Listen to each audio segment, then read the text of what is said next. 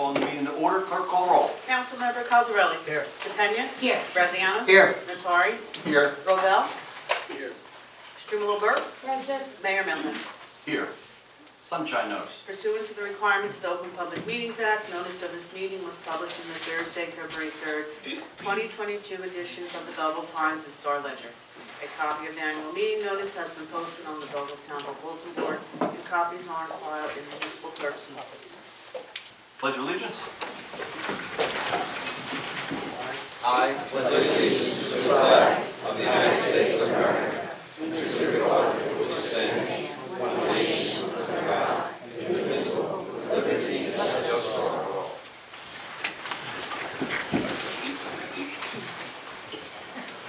Okay, I'd like to welcome everybody to our first meeting of the month. Today is March 8th. It is also International Women's Day.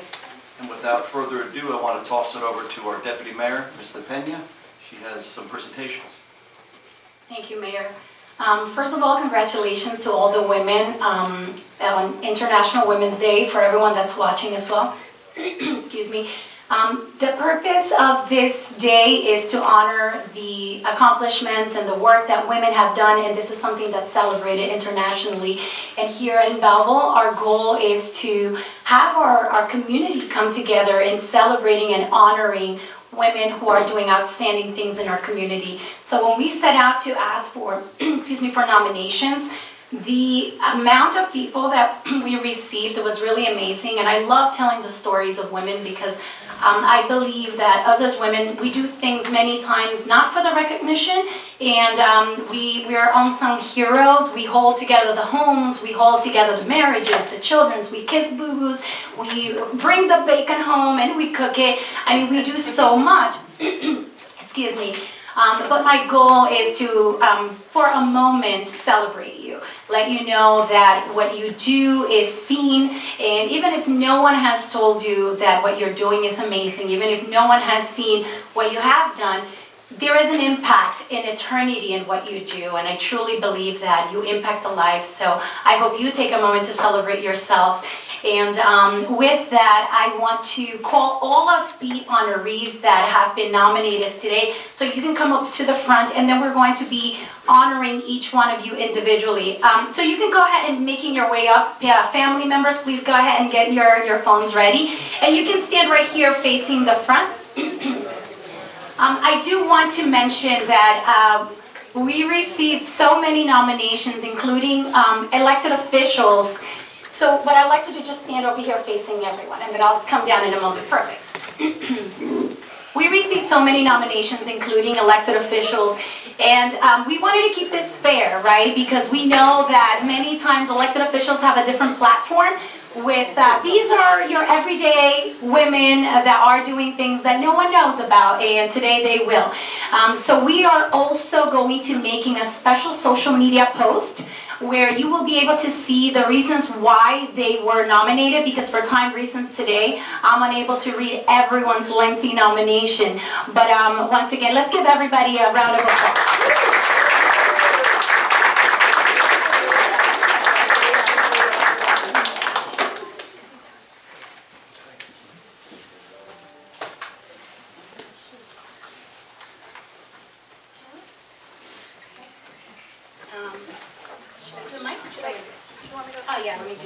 I'll do it.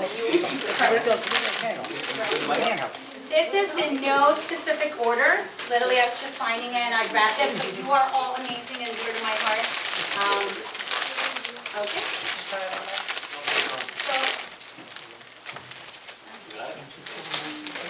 Perfect. So what we did is we asked all of last year's honorees to read everyone's nominations and choose someone that they thought would be a person that, just most outstanding. You are all so incredible, and I'm so moved by your stories. So I'm going to begin by just kind of mentioning your name, what you're being honored for, and then we will leave for last one person that really stood out to all of the nominees from last year. So this person was nominated for the work that she did throughout the pandemic, bringing the community together, even through Facebook and social media, creating activities for the families, and this is for Nelsie Payano.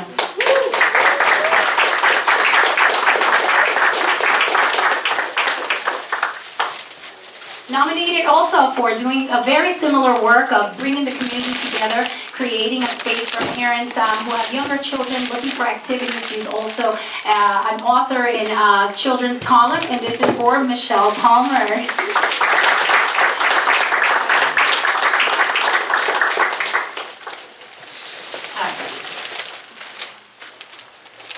This young woman, I had the opportunity to actually interview her for a job interview, so I'm very aware of her abilities, and she was nominated for the work.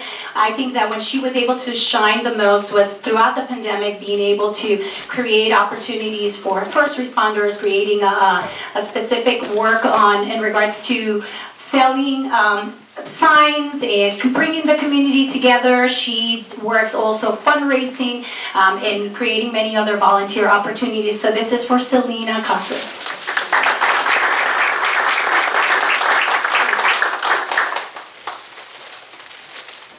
This woman is outstanding. She has served in public office and but even before has always been so involved in the community. So this is a nomination for Christine Lamparello.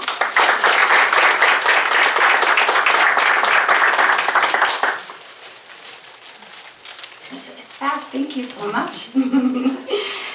All right, well, this woman, I know everyone would agree, it wears many hats and serves in so many aspects. She actually has to run out of here as soon as she finishes here because she has to do what she does best, which is coach our girls here in Belleville. Coach Mia is amazing with the work she does through the library, the work that she does here. Just everything. You walk in, you see the lobby, and she just goes and shows you all the beautiful things she creates. So Mia, we love you. Congratulations.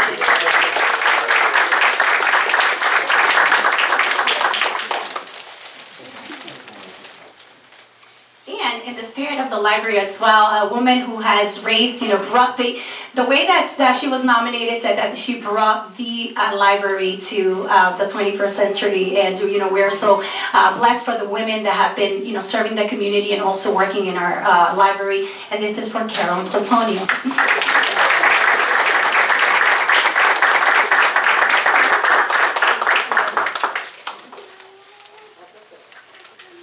All right. I might be a bit biased only because I had the honor and the blessing of working with this one for many years. So, sometimes people say this is a very nice person, but when you get to work with them firsthand, you get to see who they are. Sorry, I should have cried with everybody else because this one then it becomes a little biased. I'm sorry.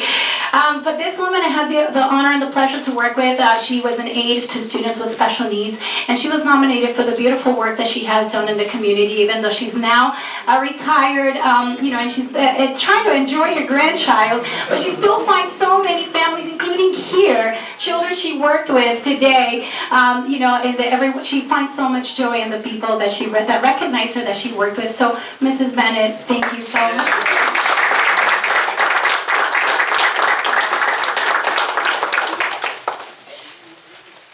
She's really amazing, and I have to say she is actually from Ireland, so if you have any questions about every year I kind of forced her in my classroom to do a class on St. Patrick's Day, and she was amazing. She always brought so many trinkets from Ireland, which enriched our children so much, so thank you for doing that. Once again, another outstanding woman that has done a lot of work in our community through the Women's Club as well as our library, Carol Cassell. Congratulations.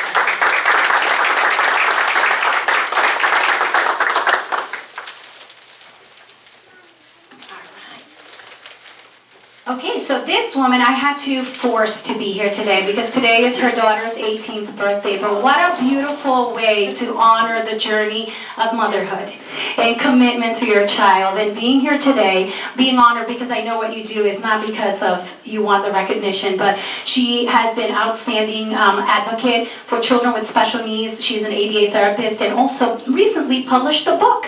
It's called Spectrum Fairies, and it's specifically speaking about acceptance for children with special needs. So Diana, congrats.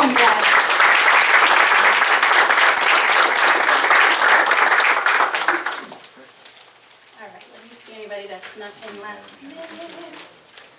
This young lady was nominated for her work as a poet. Belleville is full of so many amazing artists, right? So Jody Velez, congratulations.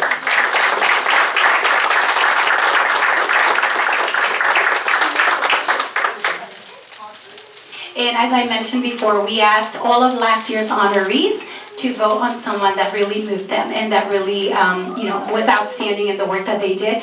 So it was a very tight race because so many of our women are amazing, but this woman, Stacy Quinn, brought tears to my eyes when I read her journey and what she's about. So allow me to read this proclamation for her. Whereas the Mayor and Municipal Council of Township of Belleville wish to recognize Stacy Quinn for being chosen as Belleville's Spirit of Empowerment in celebration of International Women's Day. Stacy Quinn, a Belleville resident, suffered a severe stroke 7 years ago, embodies leadership and community spirit as a stroke survivor, health advocate, and professional. Stacy has created a website, My Stroke of Hope, to bring awareness and education to people about stroke symptoms and prevention. Stacy speaks about stroke awareness in local radio programs, delivers keynote addresses, and manages her own social media channels, all while working as Director of Global Marketing Division at Merck. Stacy also serves on the Northern New Jersey American Heart Association Board, is a New Jersey Go Red for Women Survivor Ambassador, and is the Survivor Ambassador for 2022 Northern New Jersey Cycle Nation.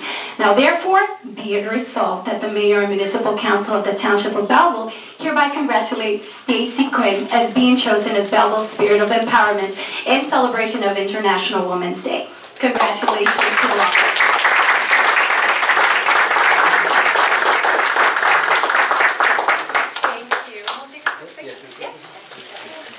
Jackie, can we take a moment for a picture with you?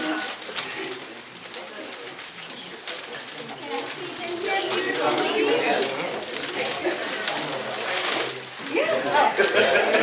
It was raining.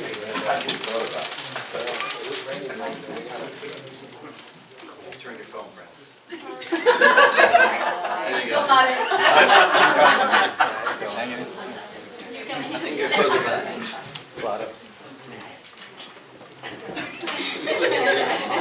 We have to all start looking from here and then. Ready, 1, 2, 3. Thank you so much for being here.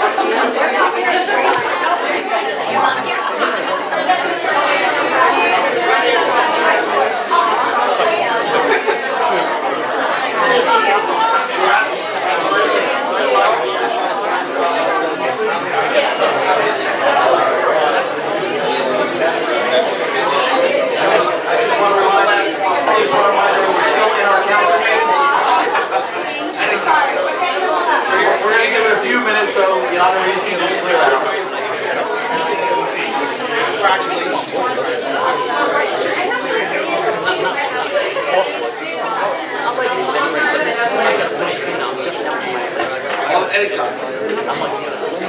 We're just going to have the honorees, and if you're not going to stay for the meeting, just please clear out so we can continue with our business.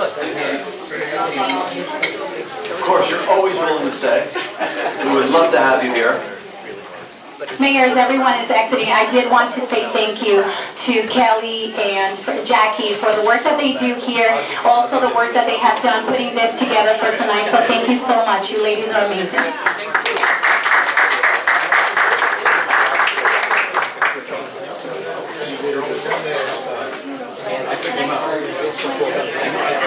I actually went to the farm. Thank you.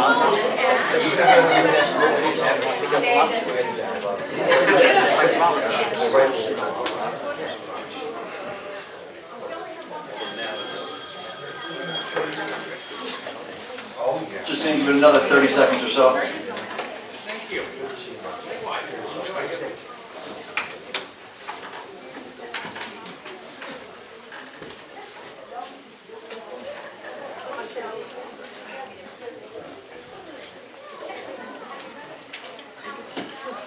Okay,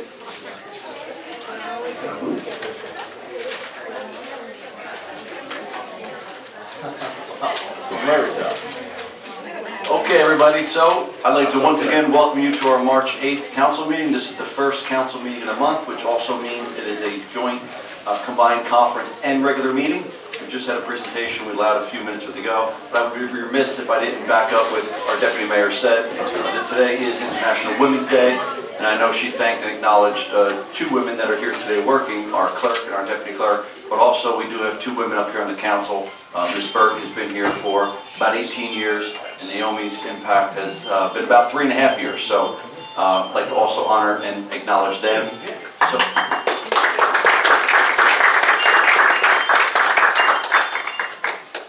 I'm going to ask everybody just to quiet their phones. We're going to move on now with the combined conference regular meeting. As I said, this is the first meeting of the month, which means that we do have discussions. I always give this disclaimer prior to our discussions, but first meeting of the month, any council member, any member of the administration, any professional, have anything they want on the agenda for discussion. This is basically a work session. You are all here, and this is a public meeting. However, you are watching a conversation in and among the council, our professionals, and or any invited guests that might be here. So, although it might be awkward, this is not the time to raise your hand and comment. If you hear something being discussed by any council member during our discussion items, feel free to make a note of that, and you can definitely discuss that during public commenting time. A little awkward, you're basically watching a conversation in and among ourselves with our professionals.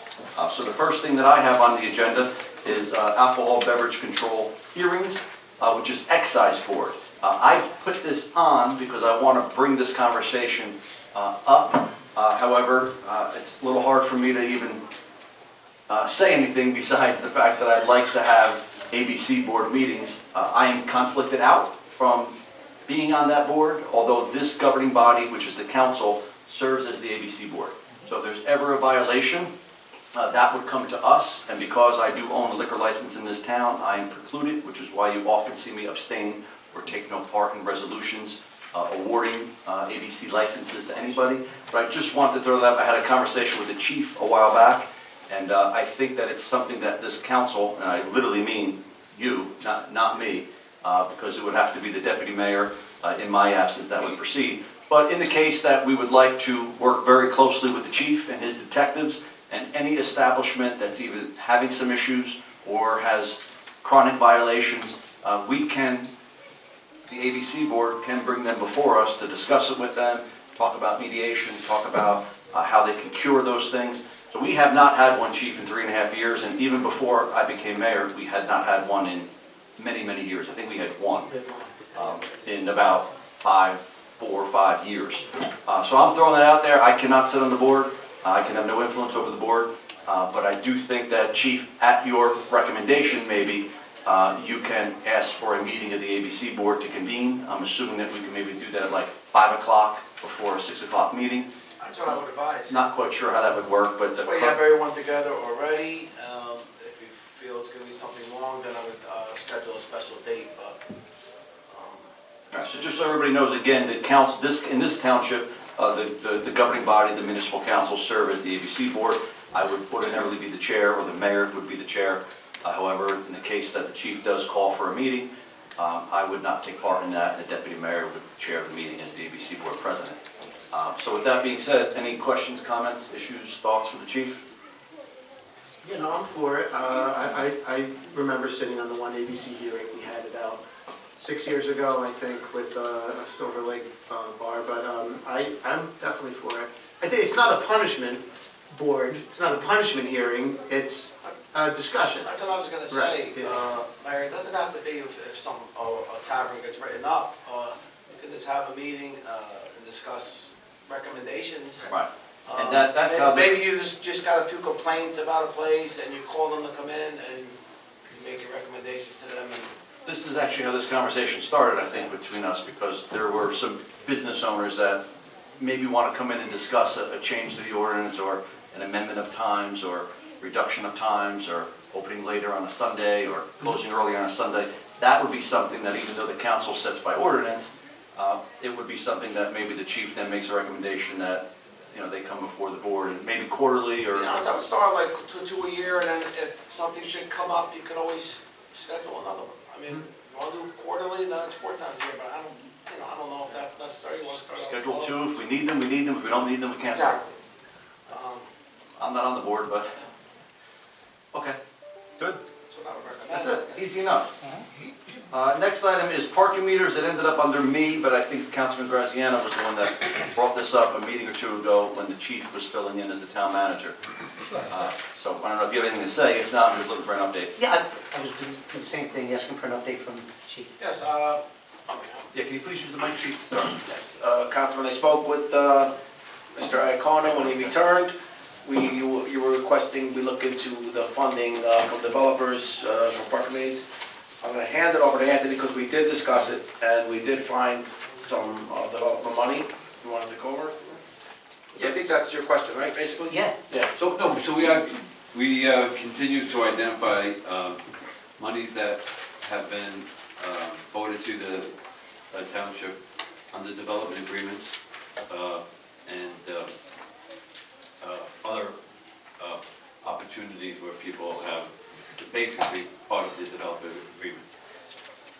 The capital budget is in place. We were going to actually introduce tonight, which would have called for 400 parking meters.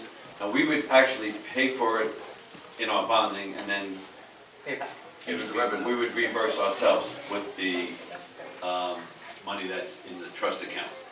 So again, we will definitely be introducing 2 weeks from tonight. The money is in place as far as the developer fee money that we have in place, which far exceeds the 200,000 that what we're budgeting for. And the meters, we've done our homework and we're ready to make a case to the budget committee this week. Right, so we in the conversation last week, or last month, I should say, the meters that are in place now are paper. I was looking for more automated stuff. That's correct. And so you do have something in mind. Can we work this in parallel? So, I mean, it's been 2-3 years. Can we work in parallel to where we can start? Yes, so the existing 2 parking stations that we have are going to be upgraded so it's paperless. Okay. That's the one. Any new parking stations that we buy, of course, will be paperless. And the meters that we're looking at, which I gave everybody, it's basically a smart meter. It includes, you can pay for it by your phone, you can pay by a credit card, you can pay for it by phone. So we're thinking that we're still going to commercial districts, so all of Washington Avenue. That includes the new locations, that would be from Graylock to Nutley. Takes us to Nutley, yeah. Both sides of the street, because I don't mind bonding for equipment like this, especially when it returns an investment. We don't make much on parking meters. I think the number is $55,000 a year in coins is what we make. But that's because a lot of them are broken. We can't find parts. We can't replace them. A lot of the heads are just gone. So that revenue that comes in, We're gonna double or triple our previous revenues. and that pays down the bond that we need to borrow it, not to mention We have other locations too, Mayor. additional locations, right? Not to mention violations that come in, not that we look for them, but that's also a source of revenue that can be used to pay these down. Correct. So here we're going to be more proactive, like if I'm not mistaken what the chief said. What happens is, runs out, it also automates it back. So we're proactive on things instead of having someone actually go check.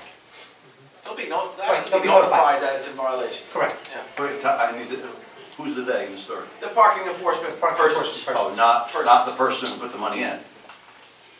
No, I think that if you use the phone app, if you use the phone app, yes. It lets you know when you're getting low. If you use the phone app, but not everyone's gonna use the phone app. Right. Matter of fact, we were debating whether or not to still keep coin, but I think we should, and then we have the opportunity in the future to Migrate. block that, yeah. There's a lot of elderly people, they're not Yeah, gonna use the I phone app, agree. but let's, so we had to decide that. So we decided to still keep able to use coin money. But again, it's adaptable, where we can eliminate it in the future. We're putting a core in place, Yes. so we could grow to it. So we still have the muni meters in the 2 lots. Those are parking Are we stations. looking at a muni meter for the 3rd lot, if that happens near the light rail? It's all, we have all of the quotes and everything in place. Like Anthony said, we're gonna bond first, so we can just pay for it all in front, and then we'll pay for the bond money with the development fees. All right, so you answered my question, because I didn't, but you did answer my question. I didn't want this strictly by phone. You know, Asbury has it strictly by phone. Let me tell you something. It is so confusing. It is, you don't even want to go there. That's how confusing it is. Yeah. Nutley has a good system in their municipal lots. They have the machine, you can put your coin in, you put in your parking space number, and it's... We have that in our lots now. Yeah. But there's No, still... but in our lots, it you is have to bring the confusing. paper back. That's, And you get a little receipt too, Nutley. You don't- have to get a receipt. yeah, that's the You part. don't need to put the paper on No. it, but Right. it's, again, that's gonna be upgraded. And it's gonna give you Willie's several on that options, topic. Councilman Natari. It'll give you several options. So I just want one bit of clarification. I keep hearing developer fees are being, what develop, Okay, so, part of their community give back? thank you. Yes, there you go. But we have money in place for that? Yes. Yes. Good then. Earmarked specifically for parking. I know what the one project was. I didn't know There's a that part few of it. projects. There's a few that actually north and south and Washington Avenue and then. Councilman Graziano asked us to look into it, and we did, and he was correct in that there's a few. In the redeveloper agreement. Yes, sir. Yes, sir. Any other questions, issues, concerns? Okay. Next item is Councilmember Graziano, securing our recreational facilities. Yes, this has come up many times. Town manager and I had some conversations.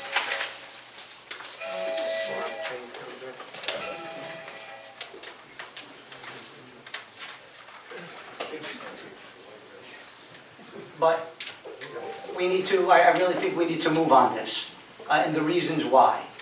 I get called, and I have pictures as of Sunday, on our brand new turf field, electric bikes and bicycles. Have to go chase them off. And I know it's not my position, but it wouldn't happen if the gates were locked. Okay, so we have to look at an ordinance, something we need to put in place to where it's managed, and it's addressed, period. I mean, there's dogs, there's people who shouldn't be there, gates are broken, things that we put in place are being damaged. I also know, through the Board of Education, there were some concerns about their school, the new field going on. So maybe this is a time and place to where we talk about shared service, because we have a lot going up, we invested a lot into the children. I hate to see what happened to the last field, because I remember way back, I got involved and I used to walk the track. The fence was broken, bottles all over the place, people, they just do not respect the properties that we all pay for. So I really think that we should need to move on an ordinance and enforce that ordinance across. Whatever it may be, we need to address it, because things are happening right now on the money that we just invested into this town. I tend to agree. I've heard some of the concerns going on in the grade school, the Board of Education, same thing with dogs and kids breaking in. I field a lot of the complaints from neighbors on New Street, on Prospect, about that. It's something we have to talk about. Dawn to dusk, I like hearing dawn to dusk. I'm not a fan of locking up our facilities that our taxpayers help fund. You go to Hudson County, they don't lock their parks. But something like dawn to dusk, I know for a fact, we recently created a position of park ranger, park. Yeah, we started taking applications. $12, $14 an hour. We started taking applications, we're looking for mature, possibly retired folks that may want to be a park guard or. Drive around on a golf cart. So we didn't get as many applications as I thought we were gonna get, but we should be in place for April, first Saturday in April 2nd. But how many obviously the high school's ground zero, but you got Fairway, you got number 9 school. I mean, how many people are we gonna have? So we walk before we run, so at first, it starts off with one person. Possibly, we give that person a vehicle possibly that we're not using during the week. And then they can actually go to different locations as well. So we're physically talking about somebody being on site, 7 o'clock in the morning, unlocking the That's gate. the door. Somebody else standing around there, if it's not the same person. That's the door. Somebody else coming back at night, 7 days a week. And floating Well, notes. 7 days, not during school. During school sessions, we're not too concerned with the fields being used during the day, gym, stuff like that. More so weekends. Weekends, and when school ends, then we'll, for the summer. I keep getting a lot of questions and I keep answering them the best I can. once our new track is open, will residents be able to walk there? And the answer is yes, Yes. more than likely dawn to dusk. Well, right, we don't have, and that's, I think, what Councilman Graziano's, the point he's trying to make. We don't have some of the rules, regulations, and policies in writing. So we should sit down and develop a policy so that it's crystal clear what we can do and what we can't. Yeah, for example, I have pictures, right? Non-Belleville, kids riding in. But you haven't mentioned anything about non-Belleville yet, we're talking dawn to dusk. Right, So but- I don't know how we're gonna police. Well, that would be process, that would be documentation, policy, what are we gonna put in place, right? So we put it, personally, my opinion is, we put the times, dusk to dawn, right, dawn to dusk, whatever, and now you have people policing it. They don't have to stay in one location, it's Fairway. Get a lot of, I field a lot of questions, a lot of complaints from Fairway after hours, because there's no gates to be locked. Kids are jumping over the fence. Could be Belleville, cannot be Belleville. It has to be managed. I agree. Okay, I don't- and so what happens is because there are residents out there around all of these facilities that are being affected by it. I mean, the brand new field we put in, I hear you. there's kids on the weekend, so you know, they stand on a new field when they pick up the ball, you know how you used to toss the ball and hit it? And they're hitting it to Elm Street. So there's cars, people on purpose. My point is if somebody's policing it, hey, what are you doing? You should not be here, the gates are locked. It's a nice conversation. Well, locked dawn to dusk, but how do we police a pickup game that's going on? You know, am I allowed to go there with 4 or 5 guys, throw a football around, or am I not? Are we okay with a quasi-league forming on our field? Because now you got our Belleville taxpayers that funded it, and you got people from Clifton. Can't have a pole race. Right, that's what I'm Yeah, saying. so you got permits, right? You got It's hard. permits. You have permits. Yeah, no, I mean, manager and I were talking today, you know, can somebody just go and kick some balls in the soccer? Well, I can, if you drive around other towns in the county, their fences are 10 to 12 foot high around the perimeter. You do not see anybody, and I'm not saying to do this, I'm just outside looking in, and they're locked down, and they have, you know, they're taking care of it. There's one other component that we're gonna have to take into consideration when we're accepting Green Acre funds. And that Permits. Green Acre funds also doesn't allow us to prohibit certain things. So we need to review the Can Green be Acre. residents only with Green Acre. And We need to review that. And I'm yeah. not saying that, all I'm saying is we have to, there's a time, and I think it's immediate, that we need to start documenting things, a policy and a process that needs to be followed. But I think what the mayor's saying is you don't want somebody to apply for permit to go walk on the track. Understood? I mean, It's that's just the a dilemma we conversation. have, that's the dilemma we have. It's the start of a conversation that needs to be had. And we started the conversation, to my point, years ago, or a couple years ago, the track's in place, things are happening, Right. we're investing more money, and I think we should move on. Right, I think now we see the pain that the Board of Ed is going through, number 8, we want to be ahead of that for when our municipal stadium complex opens, when the track opens, when number 9 school goes, so this is the right time, I think, to, And don't forget partnership, we can share services Sure. with the Board of Education. Excellent idea. Okay. Good, anybody else got any comments, questions? Did you ever hop a fence, Councilman Graziano, as a kid? Never, right? Never. I just want to ask the questions. No? No. All right. Next on our agenda is the report of the manager.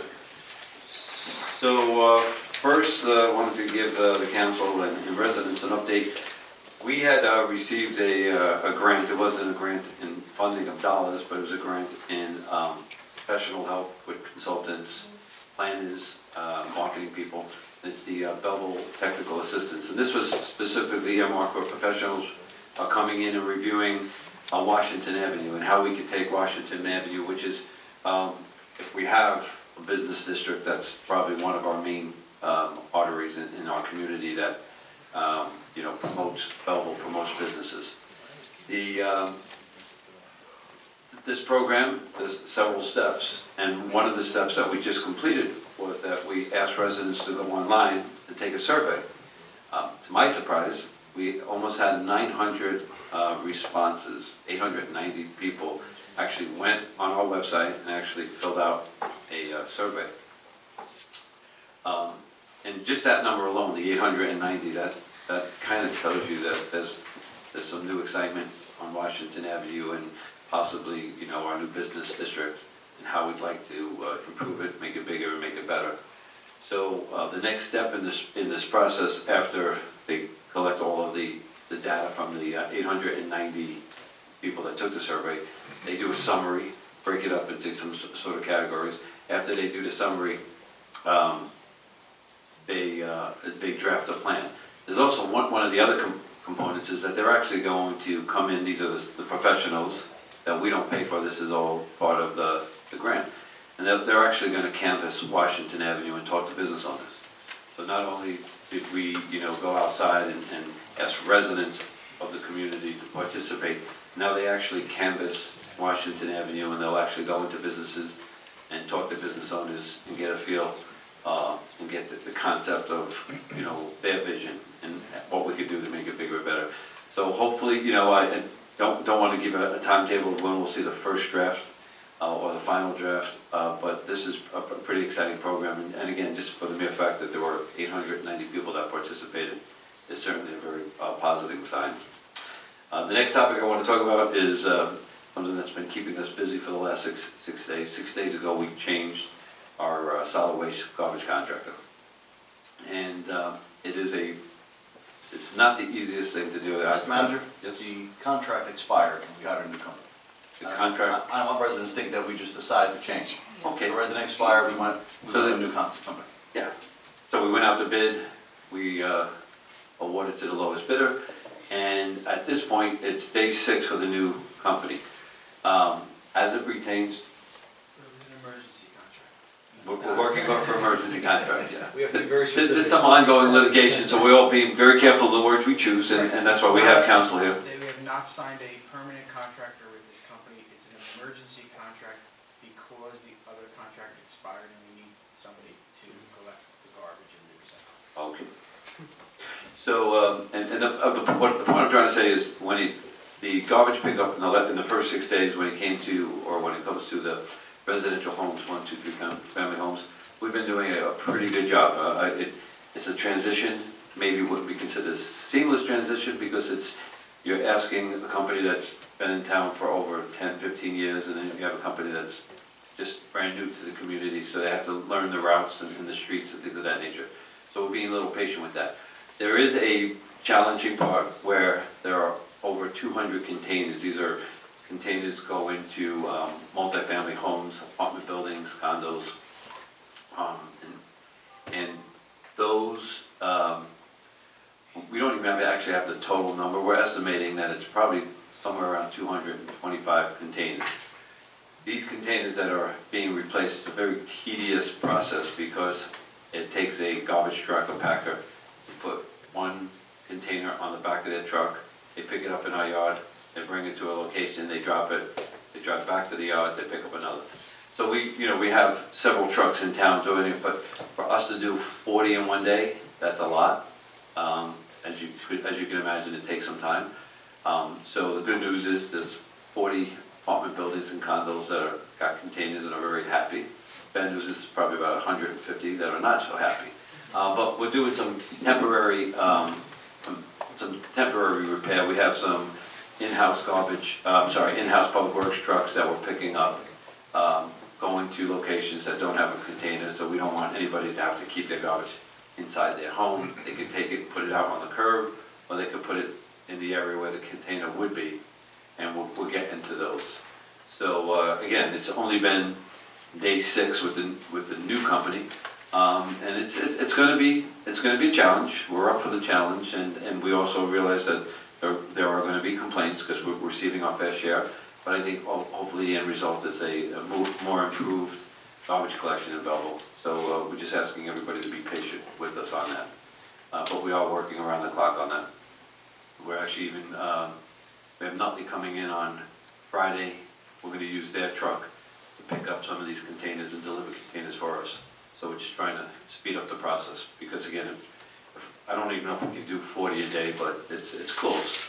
And the total number is 2+. The next item, just as a heads up, this Thursday over at our senior center, county's giving out vaccines and boosters, which is good. I mean, I know we're all feeling COVID's behind us, but we have to still be careful. But there's also another component to it, and it's the emergency rental assistance program. So if there are residents out there that are, dealing with some rental deficiencies, this emergency rental assistance representative and programs will be there. And that's this Thursday at the senior center between the hours of 3 p.m. and 7 p.m. And I think that's it for my report. Certainly open for Thank you, questions. Mr. Manager. Questions for the manager about his report? I think we have another disclaimer that's coming your way, Mr. Manager. Yeah, because I just want to, Anthony, clarify some things on that garbage. I know you and Bobby have been working pretty much 24 hours a day to get it right.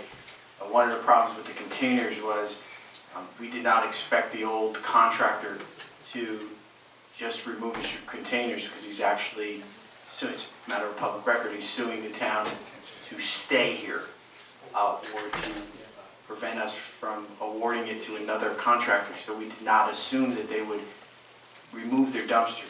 Friday night, I was still in my office, nightly about 5:30. I get an email from their lawyer saying starting Monday morning, they were going to be in town removing all their dumpsters. Not something we expected, and not giving us, they did it on purpose, not giving us any time whatsoever to mobilize, to have the new contractor bring their dumpsters or put their containers in the spots they needed to. So we didn't start. They were removing dumpsters, and the new contractor or the emergency contractor was bringing dumpsters and containers in at the same time.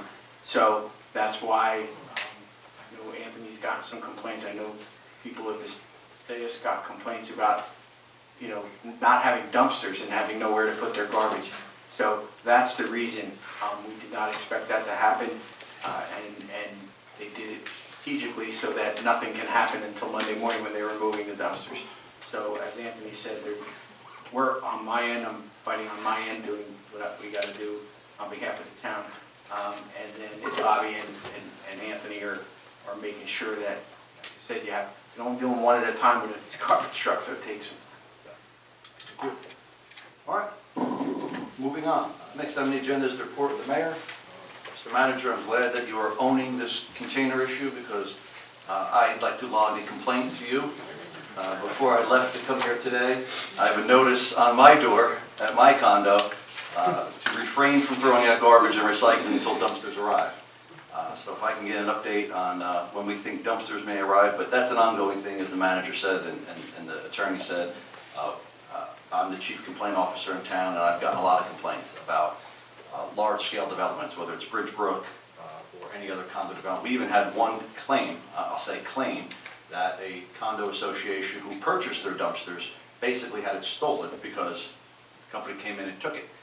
We're still trying to track down that one, but it's an ongoing issue, and I know the manager of DPW have been on it. I know that we were working dumpsters and containers all night. Law enforcement has been involved in one or two incidences. But we're working hard, but yes, I feel that pain, Mr. Manager, and accept that as a complaint from me, because my development does not have a container. Okay, so I was going to talk about garbage, so I think the manager kind of clarified that. I did want to say, and I'm glad he did clarify, it's not like we decided to change. Contract had expired. We bid. Through the bidding process, we ended up with a new contractor. The goal is better service, less money. Those of you here tonight and those of you watching online I'm certain are aware of some tragic news that happened to our Belleville community this past weekend, Friday night to Saturday, and that pertains to a student in our school system. And I was on the phone in the evening with the manager, the chief, Dr. Tomko, representatives of the school, and the township's position on this has been very clear and consistent that we stand ready to support the school district and whatever needs necessary, resources-wise. As Dr. Tomko likes to say, we're one town, and whatever the school district needs to get them, our students, and our families through this crisis and through this tragedy, including, by the way, our own first responders here on the municipal level, the school district, and our first responders, as well as the school district, have our unwavering support in that. put that out there. I know it's circulating around social media. I've been getting some questions about the street sweeper. I had asked the manager in DPW to maybe put the street sweeper back on because it happens, this is now my third January, February, March as mayor, and January, February, March, you get complaints about how dirty the streets are, and that's just logical. The street sweeper has not been out since September. Usually there's snow, litter gets covered in snow, snow goes away, streets are dirty, still some cold days. People say, well, why can't you run the street sweeper? It's very simple. The street sweeper runs on water. It throws water and then it brushes. And if the weather drops and it goes below 32 degrees, it could freeze, cause ice, cause accidents, and then we're sued. So that's why we don't do it. But in the warmer days that we had last week, I did ask the manager to throw the street sweeper out in the street, and I did see it around the street, which was a good thing. Then I, of course, got questions about, will people be ticketed? You will not be ticketed until the regular street sweeper resumes. You may have seen my social media that we did, we are getting somewhere at the high school. Our track is taking shape. And that's something that's always been a sore topic with me. I was in high school, and I remember the calls for a track. I served my first term here in 2000, 2004, and there were calls for a track. This council, this governing body got it done. The track is taking form. We expect to be on that track, which will be open to all residents, by the way, dawn to dusk, this coming spring, we hope. We have received some communication from the DEP. I've been steadfast in my emails and CCing the manager and CCing all particular parties on that. We did get some communication back from them about what their next steps are going to be. I can be sharing that when the time comes with those that might be interested in that. This past weekend, you saw good weather. You also saw some people, our green leaders here, Ms. Gabby Bennett-Meany, as well as some representatives from Better Belleville were out there attending to our planter boxes. They got beat up over the winter, just like the streets do, by the way. So it's nice to see them pruning and tending to them. As I mentioned, and as you saw the demonstrations or the presentations today, today is International Women's Day, and obviously we acknowledge all the women in the community, and I congratulate all the honorees that were here today. You may have seen, we did receive a $290,000 grant for pedestrian access over in Silver Lake at the light rail. It's $290,000 to help pedestrian access to the light rail station, which could not come at a better time as the 250 or so unit building on Belmont Avenue starts to stand up and lease up.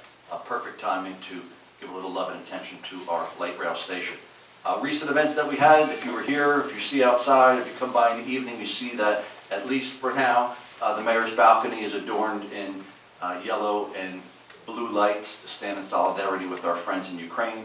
We also have a flag on the mayor's balcony, and if you came in through the main entrance of Town Hall, you would see some beautiful works of Ukrainian art through Athena, our official Belleville artist, who's a Ukrainian national, who has family there. And there's beautiful artwork in our lobby. If you didn't come in that way, I'd recommend when you leave today, leave right through the doors, double doors here, go into the lobby and check it out. She did some great work, all with the intention on gaining some awareness. February 28th, we had Dominican flag raising. Last week was Read Across America. Congratulations to everybody that was in our school district to read. It's always a fun time. You never know what kids are going to say. You never know how they're going to react. It was amazing. Two quick stories that I shared already was that I was in a pre-K class, and this goes to say a lot about our district and what's happening there. I was in a pre-K class to read, and they sat me down, and I was read to by a pre-K student. And he was on like a 4th grade reading level, and this is pre-K. A couple years ago, we didn't have pre-K. A couple years ago, who knows where that child would have been, but again, it's a testament. 3.5 years ago, 12% pre-K. Now we're gearing up to 90%, so it's a testament to our great school district and the work that they're doing. Last weekend was St. Patrick's Day Parade. We, of course, many dignitaries here in Belleville joined in Nutley in doing so. Obviously, St. Patrick's Day is another week or so away.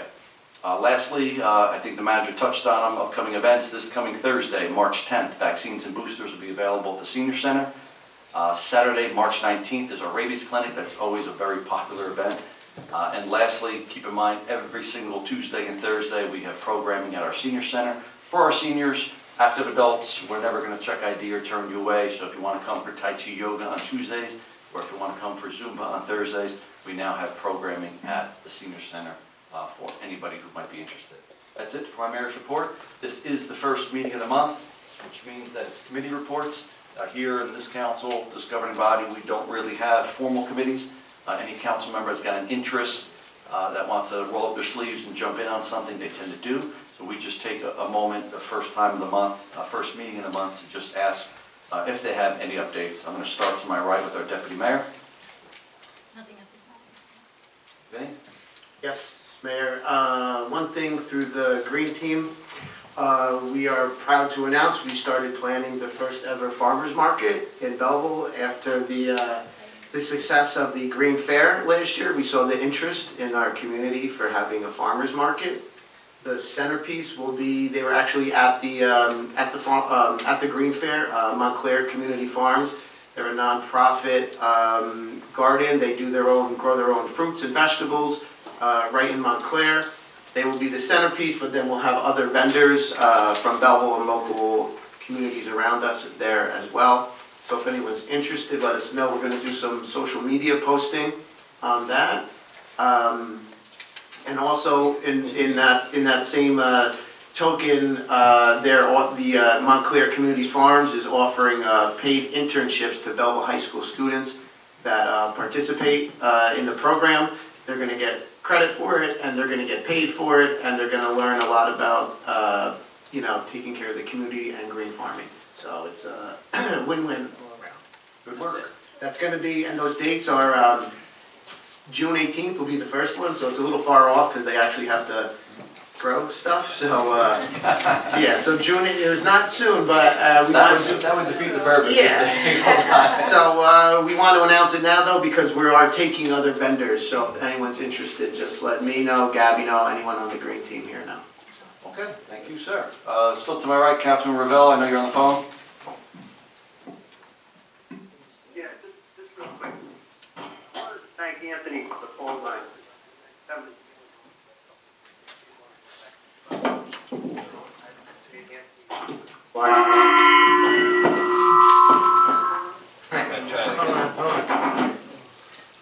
Get that or no? Do it again. I wanted to thank Anthony for putting the phone lines in. I got a chance to use them last week in the emergency meeting, and again,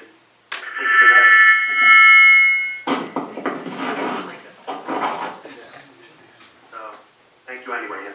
All right, thank you. Councilman Atari? I have something, it's not really a committee report, it's a fourth ward issue report. Sure. Why not?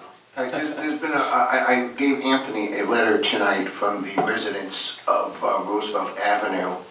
There's a problem there with the warehouse that is being built behind them. There's been a fence, when Walter Kitty owned the property, there was a fence there.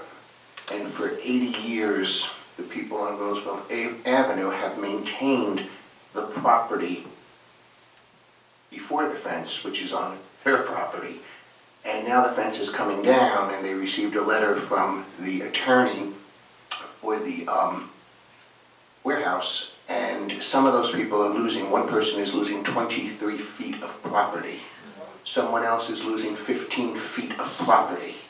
These people are very, very upset, and they've said to me, we've maintained this property for 80 years. So they wrote a letter, I told them to write a letter.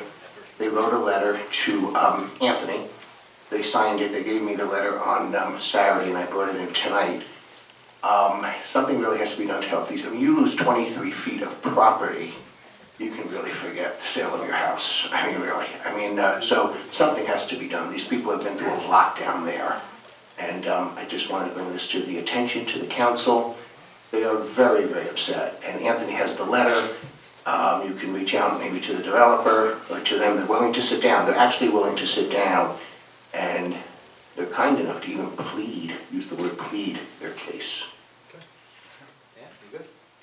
I have everything. All right, perfect. Councilman Burke? Yeah, have we decided what we're gonna do with Mr. Hinton's problem?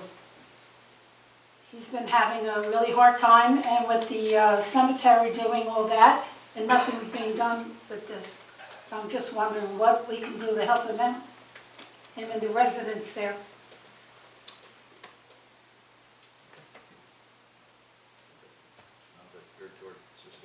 Seems like it's always the same story. So I was Going on a long time, Rick. Yeah, sure. So if I may, I was actually going to bring that up because I know, Anthony, you weren't here last week, or the last meeting, and there was concerns, Mr. Hinton, and I believe another homeowner. And a couple things they were looking for. They were looking for a focal point. And I think that's a really good point. And I think, Ant, they had a lot of questions. If they can point all the questions to you to get back to them, it's just my opinion, because they do come up and they're looking for information from, they reach out to individuals, right? And then there was some, another, Mr. Hinton brought something up about cease and desist on stuff being built on the property, so. That was an answer that we got from things not being done, Right. supposedly. Correct, so my point is, anything now that comes in, if it can be, just directed, and Anthony's at the helm, he's got everything that, or he can reach out to everybody he needs to. I think that would be a good start, so this way it's, respectfully, I use it in my job, it's one throat to choke. It's a good term. One key contact is always good, especially Exactly. in this form of government that we are. I absolutely refute what Councilwoman Burke said, because Mr. Hinton would be the first one to tell you that I communicate regularly via email. I probably send 4 or 5 emails a week. I've communicated with our legislative team. I don't know if you have in the last 18 years, Ms. Burke.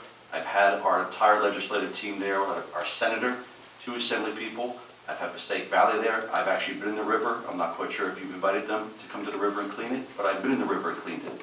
I've talked to DEP regularly. I sent Mr. Hinton. Last meeting, he asked me very politely to give him a list of everybody that was at that meeting. I did email to you, correct, sir? I did email to you the list that you were seeking? Yes. Of everybody there. I've then been in contact with her. I mentioned during my mayor's report that we had an update. I have an update right here from Mr. Hinton, because I'm sure he's going to ask about it later. There's been a lot being done, including Passaic Valley's already cleaned portion of the river. DEP has already issued a cease and desist order. We're waiting for their formal report, which will probably be in the form of a town hall. So I refute the fact that nothing's been done. I would actually argue that in the past 3 months or so, more has been done in the last 18 years, Ms. Burke. And I'm not quite sure. You can definitely come, and you've been invited every single time we've been there with the county executive, with our legislative team, with our assembly people, with Passaic Valley. Anytime I followed up, you can definitely, I'm sure you do a be there. wonderful job. So I refute the fact that nothing's been done. Actually, a lot's been done. Next item on our agenda is the approval of the minutes.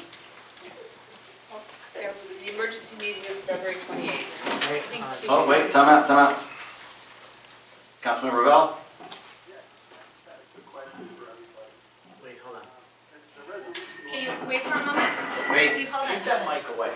Yeah, you can. It's just, we can't hear him if you hear him. Go ahead, try now. And you get the feedback. You're being wired out. Well, why don't you just say it, we can always repeat Go it. ahead, Anthony, we'll repeat it. He's got to mute his end, I think. Go ahead. Can Go ahead, you hear Steve. him? Okay, so we have a resolution on, for RF2 for engineering services and stormwater management. That's one of the ways we're going to try to help out, right? Yeah, Steve, that's a good point. I failed to mention that. One, we had a presentation last meeting, and immediately the next meeting, we have a resolution on the hire an engineering company. So again, Ms. Burke, I don't know where you haven't seen any action being done, but yes, Steve, I failed to mention that, so thank you for reminding me. And you're right, Steve, that's town-wide. That RFQ is for town-wide. Yeah, that should help everything. Yeah, It should. No, I'm glad that you remembered that. I forgot. Those who say nothing's been done. Next item on our agenda is the approval of minutes. Emergency meeting of February 28th. He's got to mute his Yes. computer. Steve, you gotta mute your computer, I think. When you're not talking, Yeah, Steve, when you're not you're good to talking. mute. I'm sorry, Ms. Clerk. Emergency meeting of February 28th. Need a motion to approve the minutes? Motion? Second. We have a motion made and second to approve the minutes. Clerk call the roll. Councilmember Cosarelli? Yes. DePena? Yes. Graziano? Yes. Notari? Take no part. Rovell? Yes. Strumelberg? Yes. Mayor Melham? Yes. Communications? A, email received from Chris Coley, Director of Urban Development from Topology, stating Topology prepared the preliminary investigation for the property located at 705, 757 Main Street.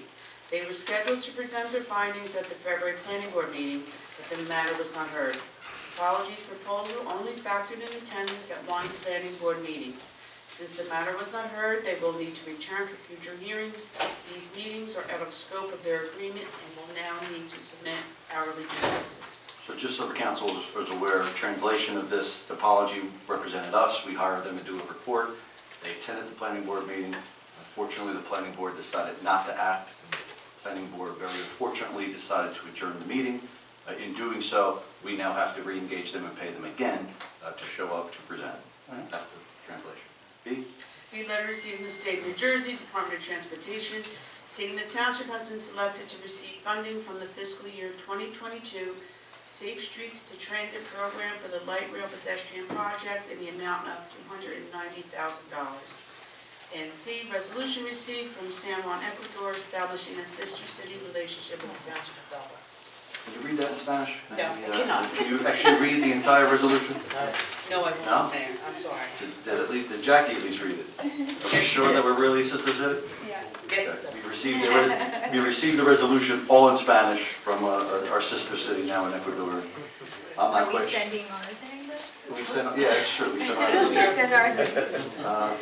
So, yeah, we need someone to read that to make sure we didn't read it. Next on the agenda, ordinances. Ordinance number 1 for public hearing, and ordinance to amend ordinance number 3634, creating personnel positions and adopting classification and compensation plans. Need a motion to open public commenting? Motion. Second. We have a motion made and second to open public commenting. Clerk, call the roll. Councilmember Cosarelli? Yes. DePena? Yes. Graziano? Yes. Nattari? Yes. Robel? Yes. Strumelberg? Yes. Mayor Melham? Yes. So we are open for public commenting on this ordinance and this ordinance only. If you have something to ask pertaining to this particular ordinance, I'm going to invite you to come on forward, state your name and address for the record, and ask your question about this particular ordinance. Mr. Frantantone. Just make sure that microphone is on. Yeah, good evening. What position are we creating? So we recently, a few months back, you might remember that this council made a very wise, frugal decision to go with private certified 911 operators. And at that time, we created a part-time position for those. Just so the residents know, we typically have a police officer that does 911, having part-time, at that time, part-time professionals that are certified, trained, pass the test, and licensed to do 911, puts another cop on the street. So we did that part-time as they were, I guess, training chief, and now we have a full-time position starting at $37,000 for a public safety telecommunicator trainee and a public safety telecommunicator also at $37,000 for full-time positions. That's the only position. That's it. So, I'm sorry, one more senior public safety telecommunicator too, $52,000. So 3, one is a trainer, one is a main telecommunicator, and the other one's a senior public safety telecommunicator. But that also puts potentially a 6-figure police officer back on the road. It's technically all the same position, start out trainee, become one, then you become a Yeah. Good. Thank you. And I thank the chief for entertaining us on that one, because that's something that helps the entire township put another cop on the road. Thank you. Okay, how about a motion to close and to move for final adoption? Motion. Make a motion to Well, close. Mike, is there anybody on the phone? Oh, I'm sorry. Yeah. Do we have anybody on the phone? Do we even have a phone? Yeah, take care of You got that one, I got this. Do we have anybody on the phone specifically for this particular ordinance and this particular ordinance only? No. Okay, so I'm going to entertain a motion to then close and move for final adoption. Motion. Second. We have a motion made and second to close and move for final adoption. Clerk, call the roll. Councilmember Cosarelli? Yes. DePena? Yes. Graziano? Yes. Nattari? Yes. Robel? Yes. Strumelberg? Yes. Mayor Melham? Yes. So we now are at the portion of the meeting which is public commenting. Before I entertain a motion, let's entertain a motion to open public commenting. Motion? Second. We have a motion made and second to open public commenting. Clerk, call the roll. Councilmember Cosarelli? Yes. DePena? Yes. Graziano? Yes. Nattari? Yes. Robel? Yes. Strumelberg? Yes. Mayor Melham? Yes. I just want to remind residents, this is the portion of the meeting that's public commenting. Your comments are limited to 5 minutes. If you heard something during discussions, you have something general to discuss, more than happy to have you have your 5 minutes. I'm going to ask you just to raise your hands, come forward, state your name and address for the record. We hope that you keep it to town-wide business and not personal, but this is your 5 minutes to talk. You can talk about the Yankees, talk about the weather, talk about dumpsters, talk about, almost anything that you want to talk about. Mr. Frantantoni?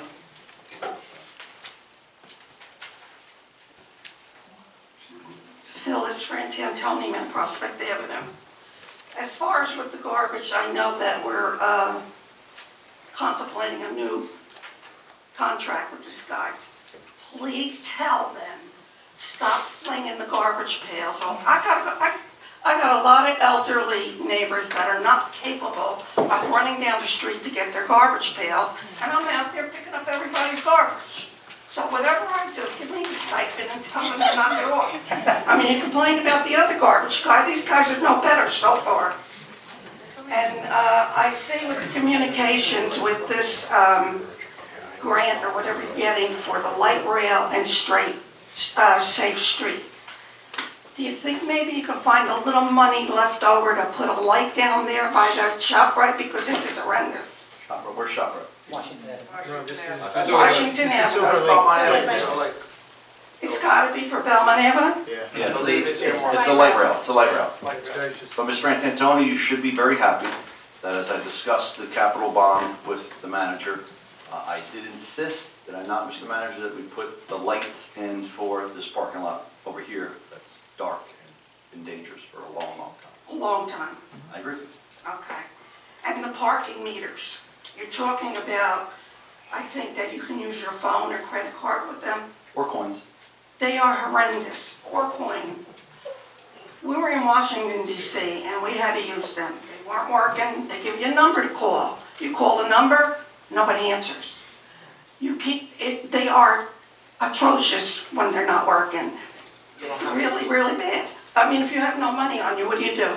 Credit card. They're supposed to work with your credit card and with your phone or whatever, but they don't. And with the recreation, when you're saying that you want to patrol them and keep it only for Belleville kids, let me tell you, my kids, we've traveled all over, not once did anybody get chased off a field or a playground for playing. Yeah, Where do the kids go? I never said, I don't think he never said Belleville only. Yeah, All I don't think he right, said but where do the kids go? Where do they play? You're doing the turf fields, you're locking them up. Where do they play? Then they get in trouble with the police and then you say they're bad kids. They're not bad kids. They want some place to hang out. that. We're talking dawn to dusk. Right. All right, dawn to dusk, but even, Dusk to dawn. it'll be locked okay, up. whatever. I'm- But I'm just saying, these kids want a teenager. What's the difference if they're sitting in a playground, talking and hanging around? My kids did it. Nobody's going to chase a child out of a playground. It's going to be open until it gets dark, and it'll be reopened in the morning. Okay, now if it gets dark, and the kid is sitting around with his friends talking in one of these playgrounds, they're gonna get chased, they're gonna get in trouble, and then they're gonna say they're bad kids, which they are not. Let them have a place that they can congregate and talk with each other. Thank you. Mr.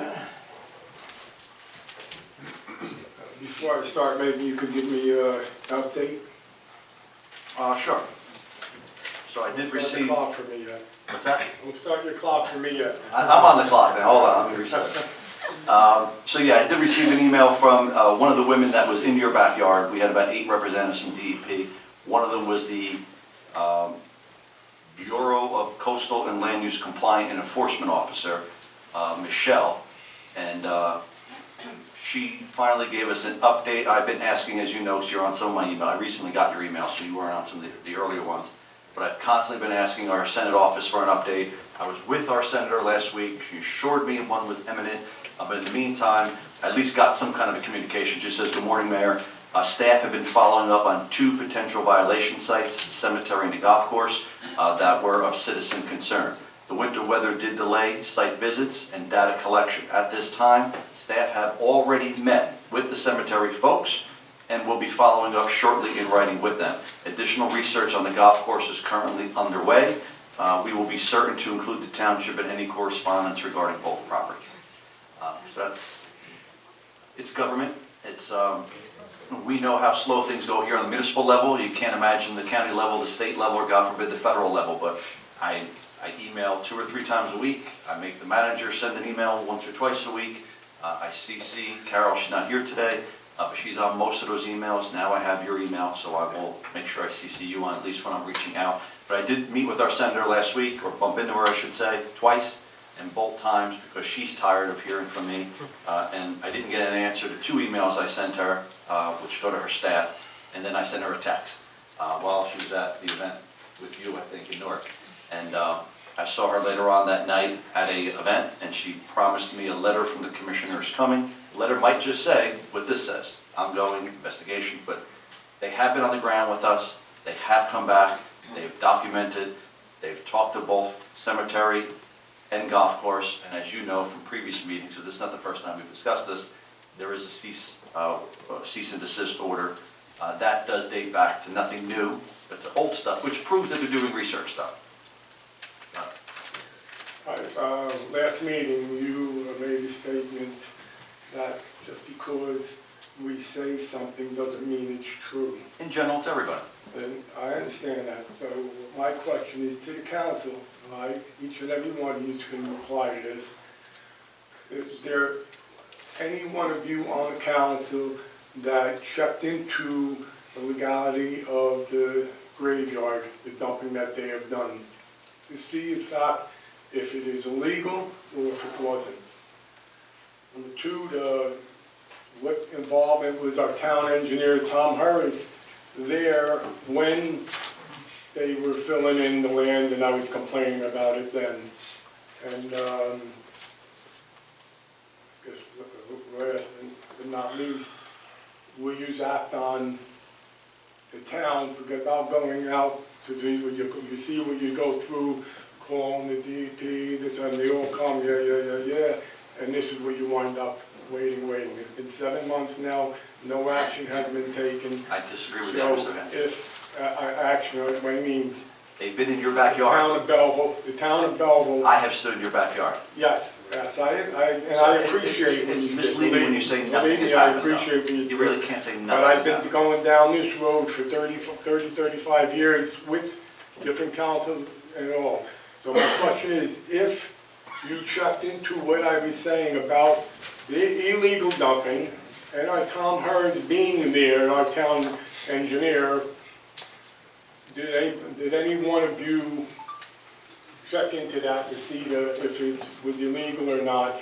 And if it is illegal, which I know it is, and I did the legwork of going and checking the different agencies that were supposed to be reported to and applied to for permits and everything, that these were not done. And I would like to know if any of you checked into that, and have you done anything about that within our town? Besides calling up another agency, because you know what you go through when you call these other agencies, and I feel the same way now. I'm talking to you, yes, I appreciate what you're doing, calling different agencies. Calling, But this emailing, is something meeting, within our town. If it's illegal and it's in our town, we should act on it within our town. Have them do a research on it to see if it's illegal, and if it is, give them a fine, make them pull out. Stop, the main thing, please stop them from putting more graves in there. If they filled it illegal and they make them take that dirt out, I do not want to see them disrupt anybody's grave. So if you just let them keep filling them graves in, they're filling in fast. They're filling in. I hope that you can act on that. So each one of you, can you tell me? The conversation is between us. Unfortunately, you have to address the chair. I'm going to answer. If anybody else wants to jump in, they can. Okay, so that, But I do need you to wrap up, though. So you're good? yes. Okay. So, yes, on site, I was on site with the manager, with several other elected officials, actually, and the DEP was there. I have heard here that you can't go within 250 feet or 350 feet, whatever it is. The DEP was on site and said that's not true. It said it's about 75 feet. The DEP saw the point of contention with the cemetery and new graves, did not necessarily have an issue with it. As I stood next to them on the site, they did not have an issue with it. An issue with what? With how close that next round, that next row of the newer grave digging is happening. They only have to stay within, don't quote me, it's either 50 or 75 feet from the river. They were within that distance. It's been said here it's 250 or 350. I'm no expert, I don't work for the DEP. All I can do is ask the questions when I'm physically boots on the ground with the DEP, standing in the cemetery with 8 people, including a compliance officer and representatives of the cemetery. They didn't have an issue with that at that time. The cease and desist order is for something else. I'm assuming that if they did have an issue with it at that time, that cease and desist order would have also been there. But the investigation's still ongoing, and I don't think you were here last meeting, but we did have a presentation about stormwater management. That happened last meeting. The very next meeting, 2 weeks later, which is today, this governing body is going to be voting on going out with an RFP to hire an engineering firm to discuss and to explore and study our flooding situations and how it could be remediated. Again, those residents who are here for the first time or those watching online, the area of town that we're talking about is a federal flood zone. It's my goal and my intention to look into this problem, raise some awareness there, and help mitigate future losses. But it is, just so the residents know, a federal floodplain. You can't even buy a house there without obtaining federal flood insurance if you have a mortgage on it. But that said, we've been boots on the ground. I've been in the river. Passaic Valley's been there. Manager has a commitment. They're coming back in the springtime. I've been there with DEP. I've been there with elected officials. I've been there with state legislators. I've been there with everybody, and I keep the residents informed. But I agree with Councilman Graziano. You want direct answers about a violation. I don't investigate violations in Belleville. I'm getting there. I don't investigate violations. But in reading a document that I came across, I don't know if maybe Gabby sent it to me, the 2020 Essex County Flood Management Program, I did learn that our Office of Emergency Management, unfortunately they had the previous coordinator named, but there's 3 people. It's the OEM coordinator, the deputy coordinator, and actually, thankfully for us, our construction official is literally named, Mr. Di Lorenzo is named as the floodplain officer or flood control officer. So anything with violations, it's perfect that he's the person because he's in charge of construction code, and he's also, I know someone's going to quote me on this, floodplain management, but he's the number 3 person that's listed in Belleville. So I would ask the manager to maybe meet with that team. It's the OEM coordinator, deputy coordinator, but specifically mentions our construction code official as some kind of floodplain manager person that looks into that stuff. And it's perfect because he's the construction official. If there's any violations, I'm certain he covers all. 7 months and you don't know if there were any violations? I Is that what don't you're telling know. me? I don't know.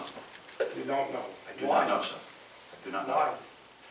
Mr. Hinton, this is No, not I'm about. serious. I've done a lot, Mr. Frampton. I know you Mr. have, Hinton. and I'm appreciative. Trying to say to me, I don't know the answer. 35 years. I don't run the day-to-day operation of the town manager does. I'm not the floodplain manager, and I am not the construction official. But I'm glad that you're raising this up because the manager's taking notes, and I'm certain by next meeting, maybe he can even have Mr. Di Lorenzo here, because that's the person that's got to do it. So I agree with you, maybe within the last 7 months, the administration here in Town Hall should have brought Mr. Di Lorenzo in to find out what's happening, but I'm assuming, I see him writing notes, I'm assuming it'll happen. All right, Thank you. thank you for what you do. No problem. Ma'am?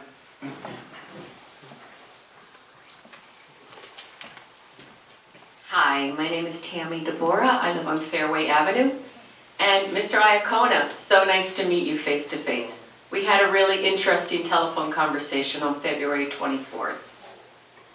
Maybe you don't remember, that's fine, I will remind you.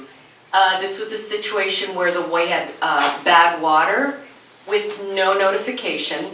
I called Public Works in the morning and I dealt with 2 incredibly rude, condescending, nasty people. One woman that I spoke to, her name is Georgianne Polite. Polite, let that sink in. Quite opposite of being a polite person. So then I asked to speak to a supervisor. And I called the town manager. Left a message. Before I spoke to the town manager, a very nice gentleman by the name of Nick, who is a supervisor in the Public Works, called me. And he was very sympathetic and apologetic. My point is not that, oh my God, water mains break or a fire hydrant needs to be flushed. My issue, as I'm sure for many residents of Belleville, is that you go to drink water and the water's brown. Or you give your animals water and you look after the fact and it's brown. Or like my poor neighbors that did a load of white laundry and it was ruined because they had no notification. I know you have a very nice reverse 911 system to notify people. It was not utilized that day. So Nick, I'm sorry I don't have his last name, but I do have his telephone number. He came over to my home the next morning, very nice gentleman, came over, checked to make sure that it wasn't that I had a break in my pipes. We had a very nice, very detailed conversation. Again, I expressed it. I understand that these issues come up. The issue is the notification that is very lacking. Nick stood in my kitchen in front of my sink and said, we do need to do a system-wide flush. I don't know what any of these terms mean. I'm like, oh, very interesting. He said, we haven't done it. It should be done every 2 years, but we haven't done it in 10 years. I was like, oh, okay, that's helpful. I have no idea what this means, but thank you for sharing, Nick. As he was leaving my home, stood in the doorway, and I remember exactly, I said, it's a shame that the notification doesn't happen in a timely manner. He said, I agree, but the problem is that the powers that be don't want to use it that much because it costs a lot of money. And I was like, interesting that our rates were doubled in the past year and a half. Let me just stop you, ma'am, because I know you're going to go down that path. That's not accurate. It doesn't cost us anything to trigger. Okay, but I don't know any of this. I agree. And this man is telling me this. Right. After he left, Mr. Iacona called me, and I relayed what Nick had said to me. Twice you called me a liar. You said that, sir, let's not mansplain or gaslight. I would never use the word lie. I would first never ever use the word Okay, lie. I think that you owe me an apology Ma'am, as a I resident. do need you to address the chair, though. That's the way I Okay, have to do it. yes. Unfortunately, I know. So your town manager twice said that Nick would never say those things, that I must have made these statements up. Again, I have no idea what a water system-wide flush means. If somebody tells me that, I was simply relaying the information, and I'm deeply upset. My mother did not raise me to be a liar or to make things up. This is for all the residents of this town. Just let us know when we're gonna have undrinkable water. And I am deeply hurt and demoralized that our town manager twice in one conversation would say that I was making things up and lying about a conversation. So you should just know Thank you. who you have as a town manager. Thank you. Thank you. So I will just add a little to that. First of all, I apologize that you had brown water. I get a lot of those complaints and I get a lot of those emails, so it happens from time to time. Brown water happens. We try to communicate as much as possible. I think this governing body has really tried to put the tools in place to communicate. I have had the conversations with the manager recently, and I think there's some training that might be coming, because our reverse 911 system, which does not cost anything to trigger, but by the way. Great. Our reverse 911 system, I think, is very substandard. I think the township made a terrible decision years ago when they went to this system, because we probably dialed 8,000 phone numbers, probably 4,000 are probably bad. And we're not reaching people that don't have landlines, and people that moved out 5-6 years ago, we're probably still calling them. The system, though, does have the ability to target specific areas. So we had a water main break, and you and I had this conversation this weekend. We had a water main break down on Main Street, and I said, can we just trigger a reverse 911 there? And unfortunately, while the system can, we're waiting on either training or whatever to actually delineate that. I don't run the day-to-day operations. I don't think anybody minds getting a phone call. I appreciate the phone call. It takes 30 seconds to hear, hey, watch out with your water. Right. I think we all There's things that we can do, social media-wise, and put it out there on social media. I was even having this conversation about the garbage. I'm getting beat up a lot with the garbage, and we haven't issued a town-wide alert for that. We haven't gone on social media with that. I don't handle that because it was deemed to be targeted at specific areas. But we're gonna hope that. Can I we just tell you, I'll point out that I know social media is incredible, but my neighbors are elderly Not the end and of the I world. take care of them. Right. They don't have social media, so I understand. the phone tree really Right. works for. And then the last thing I'll say is I don't know what system-wide means, but I do know that we have a regular flushing schedule that we do. I don't know if it's considered town-wide or how that works. I do know that we do flush the hydrants. And that's great. And when I was told this, I have no idea what he meant. But then when I'm saying it to your town manager and he says, he would never say that. That's not true. I don't believe that. I'm like, sure they're gonna get to the bottom of it. The nice thing, I know this conversation happened face-to-face, but I've been advocating, I know Councilman Graziano has been. We did fleet management, which means we put GPSs in all of our DPW trucks. I think police cars have them, all of our vehicles. And I've been pushing and pushing and pushing to record telephone conversations so that when you're on the other end and you hear the beep, whether they call construction code, the clerk's office, the tax office, or DPW, at least when a resident makes a claim, we can then go back and look at it. It's something that I've advocated for. We've had Great it idea. on work sessions. because it's I know my what the word status is. against, Right. except that your own supervisor said, yes, we have a situation with those workers. They talk very rudely to people. He, I'm certain that that'll be at least addressed, but thank you. So Okay, sorry thank for your you. inconvenience. Anybody else? Mr. Jones?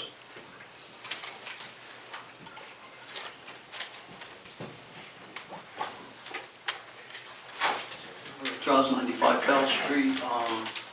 I would hope tomorrow morning that, first of all, Deputy Mayor, that was a beautiful presentation. But I would just hope that tomorrow you can give some flowers to your clerk and your deputy clerk. You forgot them. They do bust around, I'll tell you that much. Resolution 12, 13, and 14. I don't know which one is Belmont Avenue, but if, for some reason, if I remember about the cannabis, that was only supposed to be from Washington Avenue down to Main Street, to the Newark line, to Nutley line. You can answer me after I'm done. Okay. But for some reason, I don't know how Belmont Avenue got in there. Maybe I missed it when we had the ordinance, but I just like an answer on that one. And I think you should go out for another garbage contract. Somebody forward this, I know in contracts you're supposed to give it to the lowest responsible bidder. And somebody sent me a link that the company that you're temporarily using, Somerset sued them for over $1.1 million in 2014. They filed bankruptcy in 2015. They were ordered to pay $1.2 million for failing to pay proper overtime. They were thrown out of Union City. They were thrown out of Newark. They have reports of not paying employees properly, unsafe working conditions, illegal dumping of waste. They filed for bankruptcy, leave the employees and taxpayers on the hook. So I would hope you would take a good look at this and maybe possibly go out for bid again, because that's not the lowest responsible bidder. And then we're going to move on to another item here. I brought this up a couple of months ago and I really haven't gotten an answer, but good thing for Oprah's from the Belleville Watch. I questioned the legality of the business on the corner of Garden Avenue and Belleville Avenue, and still haven't heard anything about it. And which I understand is illegal business being run out of there. So I don't know if they've been cited yet, but I'll have to do another Oprah on that. And that brings me to 567 Franklin Avenue, Board of Ed is using that, and I understand they still don't have a C of O. 335 Union Avenue still doesn't have a C of O. 387 Union Avenue, another deal, they still don't have a C of O.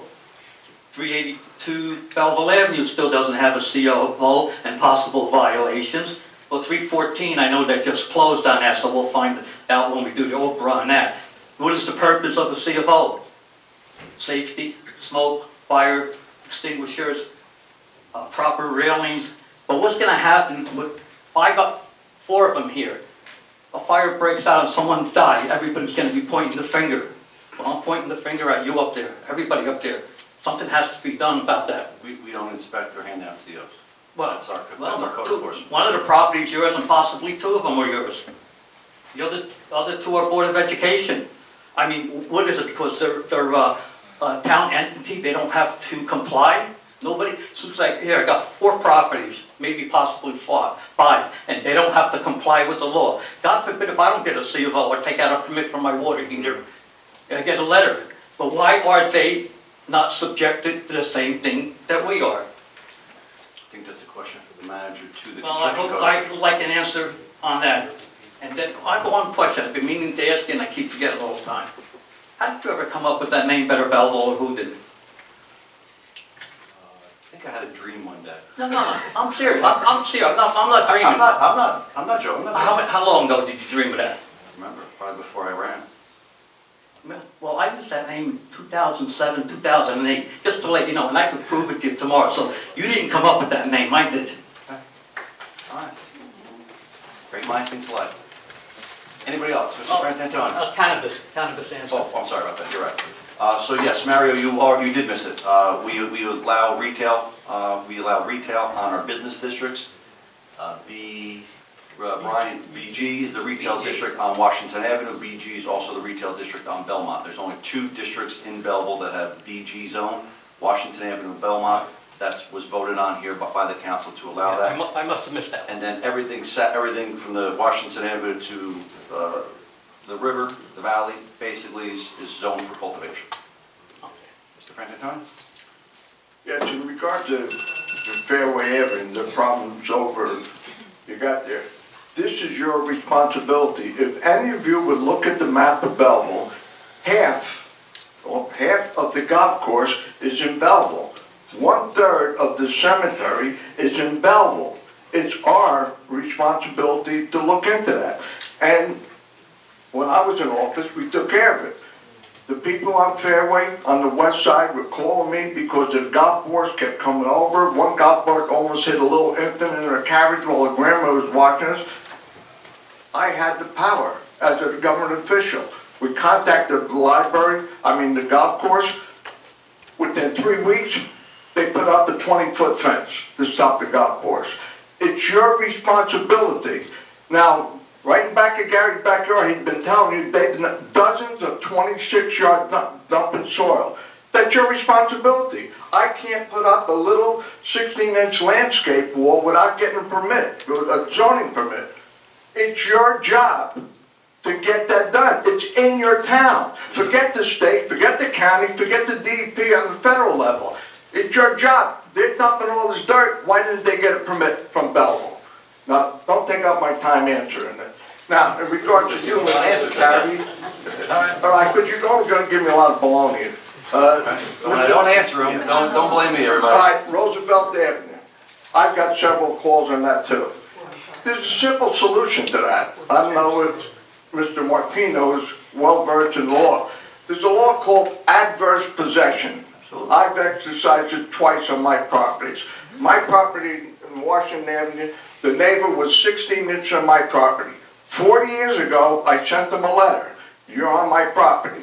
20 years ago, I sent them a letter. You're on my property. I did certified mail. 4 years ago, she's going to sell the property. I exercised my right. She couldn't sell the property until she took the wall off my property. That's the reverse way. Those people on Roosevelt Avenue, that is now their property, because the law of adverse possession is if you're on your property, and the state changed the law, I forget if it was 20 or 30 years, but this is much more than that, like you said, 80 years or more. If you're on somebody's property and they say nothing for that period of time, they have no more claim. That is your property. I just exercised it this past summer on my property on Dow Street. They were 18 inches on my property. Ever since I bought it, I kept sending the owner certified mail, you're on my property, you're on my property. A new owner took over this summer, and he's going to redo the backyard. I exercised my right. Fortunately, he was a reasonable guy. Oh, I didn't know that. Boom, he got his contractors to move it over. But these people, that's their property now. They're 25 feet. One called me, she got, I think, 8 feet and all that. So, they might have a lot of money, developers, but they have no legal right to that property. All right? So, maybe the town attorney can help those people. I know most of them can't afford attorneys down there. One of them was crying on the phone, she said, oh, my property all this year. The developer has no right. They lost their property because nobody failed to act, unless there's some mysterious document, which I doubt very much. Resolution 5. We're going gonna hire now another engineer who probably donated to some or all of you council people and all that. This is literally the stormwater engineer that we need for Fairway, Mr. Frank Antoni. It's literally the stormwater engineer that we need for Fairway. No, for townwide. Townwide, but to also address Fairway. Yeah, and you were talking the other meeting about the valley and all. So you don't want us to hire an engineer? Huh? You don't want us to hire the engineer to look at stormwater? No, because some of the things a paid engineer is gonna come up with, I have no problem with for Fairway and all that. But you guys stop overdevelopment. You guys and gals change the ordinance. We have no more density. You can build, we had 25 units per acre. Now you can build 100, 1,000, whatever you want. You're paving over every square inch of the property. Look at the human cages on Washington and William. There's no more pervious area, so there's no more land to absorb the water. So it goes, oh, we're putting new pipes in. But the new pipes goes to our existing storm system and then goes down to the valley. So you're gonna hire these engineers who then give you a lot of donations. Thank you, Mr. Frank. And the Until next time, I last want one to is answer your question. Resolution 8. You have a serious conflict on there. At least 3 of you have taken donations from Remington and Vernick. Right now, you just took donations from Thank you, Mr. Mr. Frank Pina Antoni. and You're out Mr. of time. Graziano, but you're their chairman. Thank you. So if you vote on this, you're illegally, once again, illegally Frank voting on Antoni, things you are that once you have again a out of conflict time. of interest. Thank you. So start doing your job and start giving these innocent people baloney when they go, oh, I send you a letter. Frank Didn't Antoni, you get you're a out of copy your of my time. letter? You're out of Take time, action. Mr. It's your property. I do need you to sit down, Mr. Antoni. Find the golf course for dumping tomorrow. Get your construction code official. Thank They you, Mr. illegally Mr. dump Frank on Antoni, your I'm not going to do this property. all night. Thank you. Your time is up. So, as most of you see and hear, we had a presentation last week about stormwater. This meeting, we're going to hire or go out to RFQ to hire an engineer to deal with the stormwater management, and yet you hear that some residents don't even want us to do that. Speaking of what inspections, and speaking of which, Mr. Iacono was on the phone with his counterpart in Bluefield, and we did receive an update via email from the Bluefield inspector that went out, and it clearly says, I don't have a date, but it says that I visited Forest Hills this morning. I met with Tom, the general manager. He placed me in contact with Frank, the superintendent. I traveled the course to see what was happening. I met with a homeowner who could say nothing but nice things about the course, as they are placing a berm down the length of his retaining wall, thus making sure no water from the course can hit his very rough condition retaining wall. I traveled the complete length of the course near Belleville line and noticed no place that water from the course can drain onto a residential property.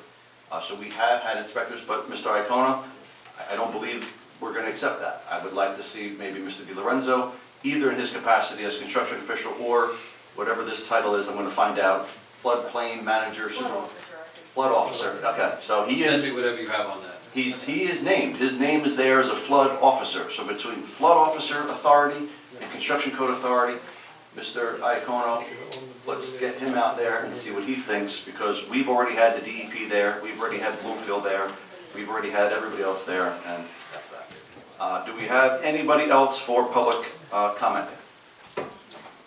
Anybody else? Mr. Sheldon?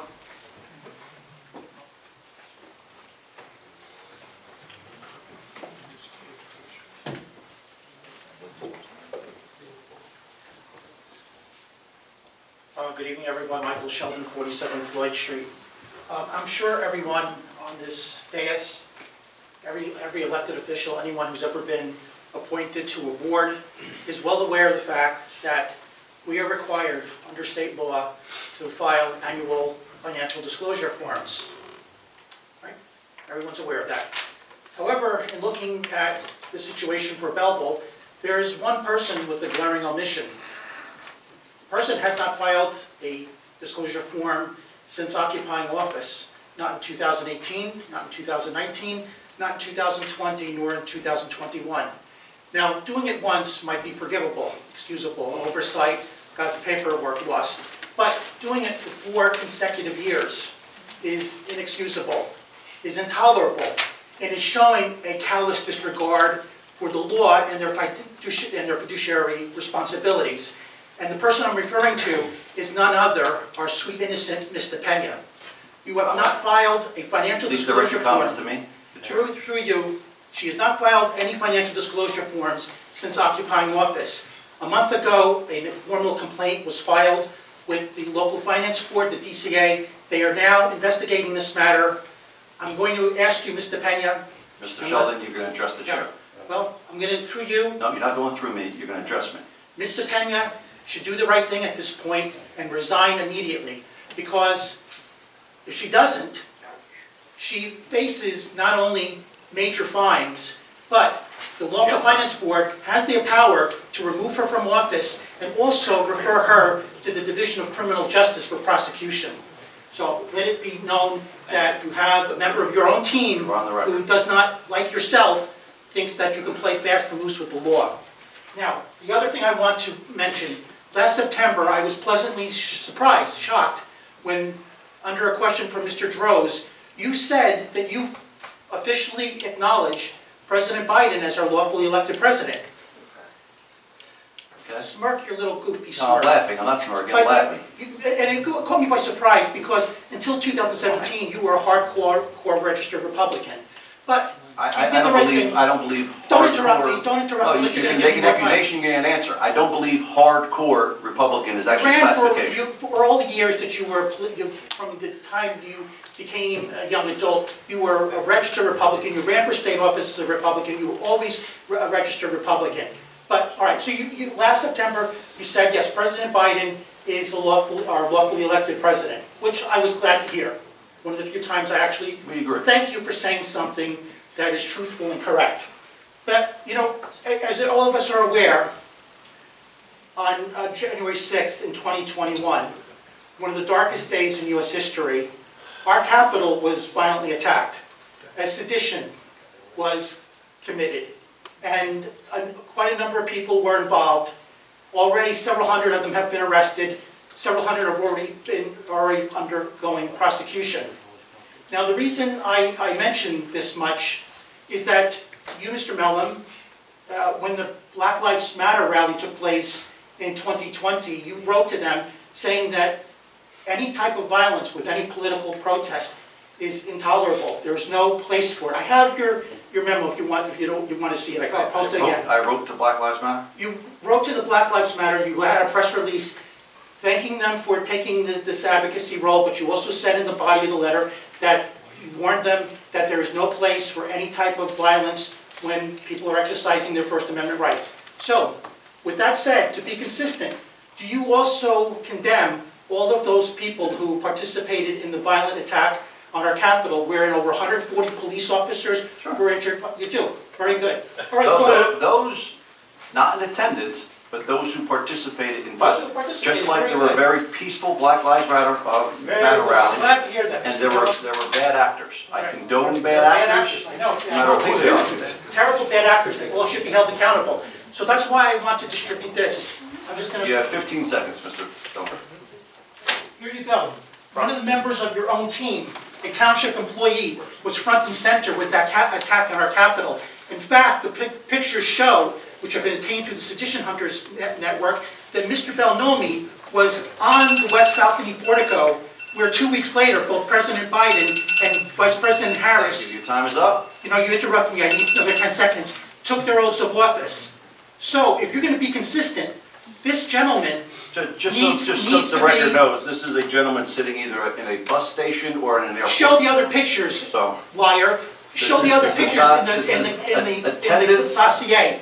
You'll see Attendance pictures does of not him matter. standing on the Capitol balcony with his fist That's raised. not a It was crime. Leonardo Not a crime. DiCaprio saying, "I'm king of the world." He was... The only thing that we haven't found yet is video of him inside the Capitol. You are out of time, Mr. Sheldon, and you are actually breaking decorum here today. He needs to be suspended. Perfect. Don't you ever say that you weren't aware of his participation. Thank you. You judge a man by the company he You are- keeps, and you You are surround out yourself of with time. seditionists. You are out of time, Mr. Sheldon. Sir in the back. Good evening, everyone. Gregory Skiff, 49 Troy Hills Road, Whippany, New Jersey. I'm an attorney, and I'm here on behalf of my client, Keaton Kuhn, who's seated in the back.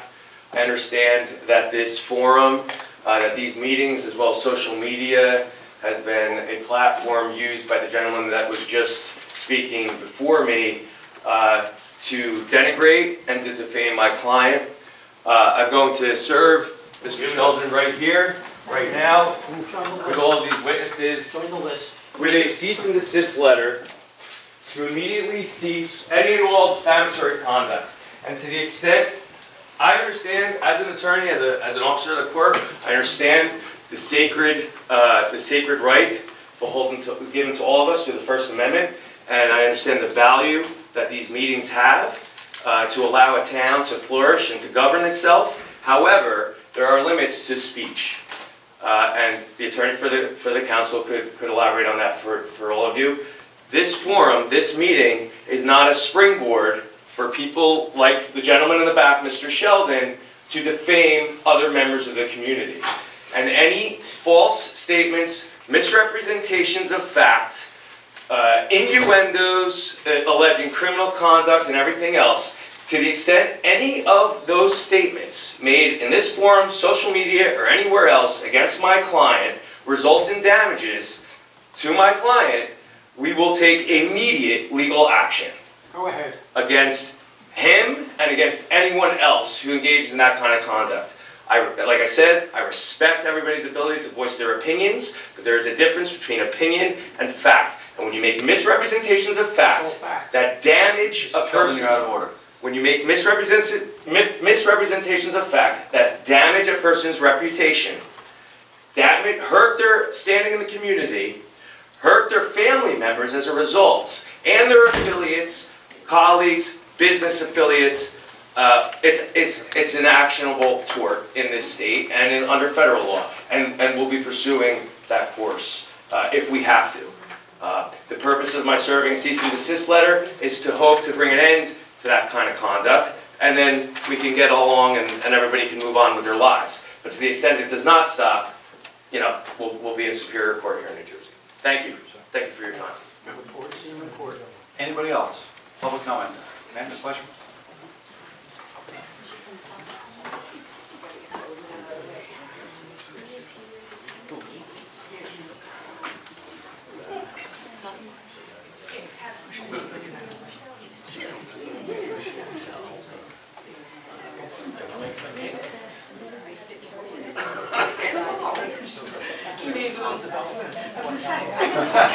He rated to 50, I didn't poison him, we've been married for 25 years. I think that's a medal person. But good evening, Mayor and Council. Good evening. First of all, happy International Women's Day. And why are we working today, ladies? We should be home. We should be served, but that's okay. I have to work today too. In regards to the times that we've been up here asking question after question, I guess you all get the sense of the frustration we all feel with not getting answers to questions that you have to ask 114 million times, like the information from the DEP and things like that. I hope you all get a sense of our frustration asking question after question, like the light about near the shop right, like the light on Union and Jerome no, not Greylock. Union and Jerome. Union and Jerome, thank you, Chief.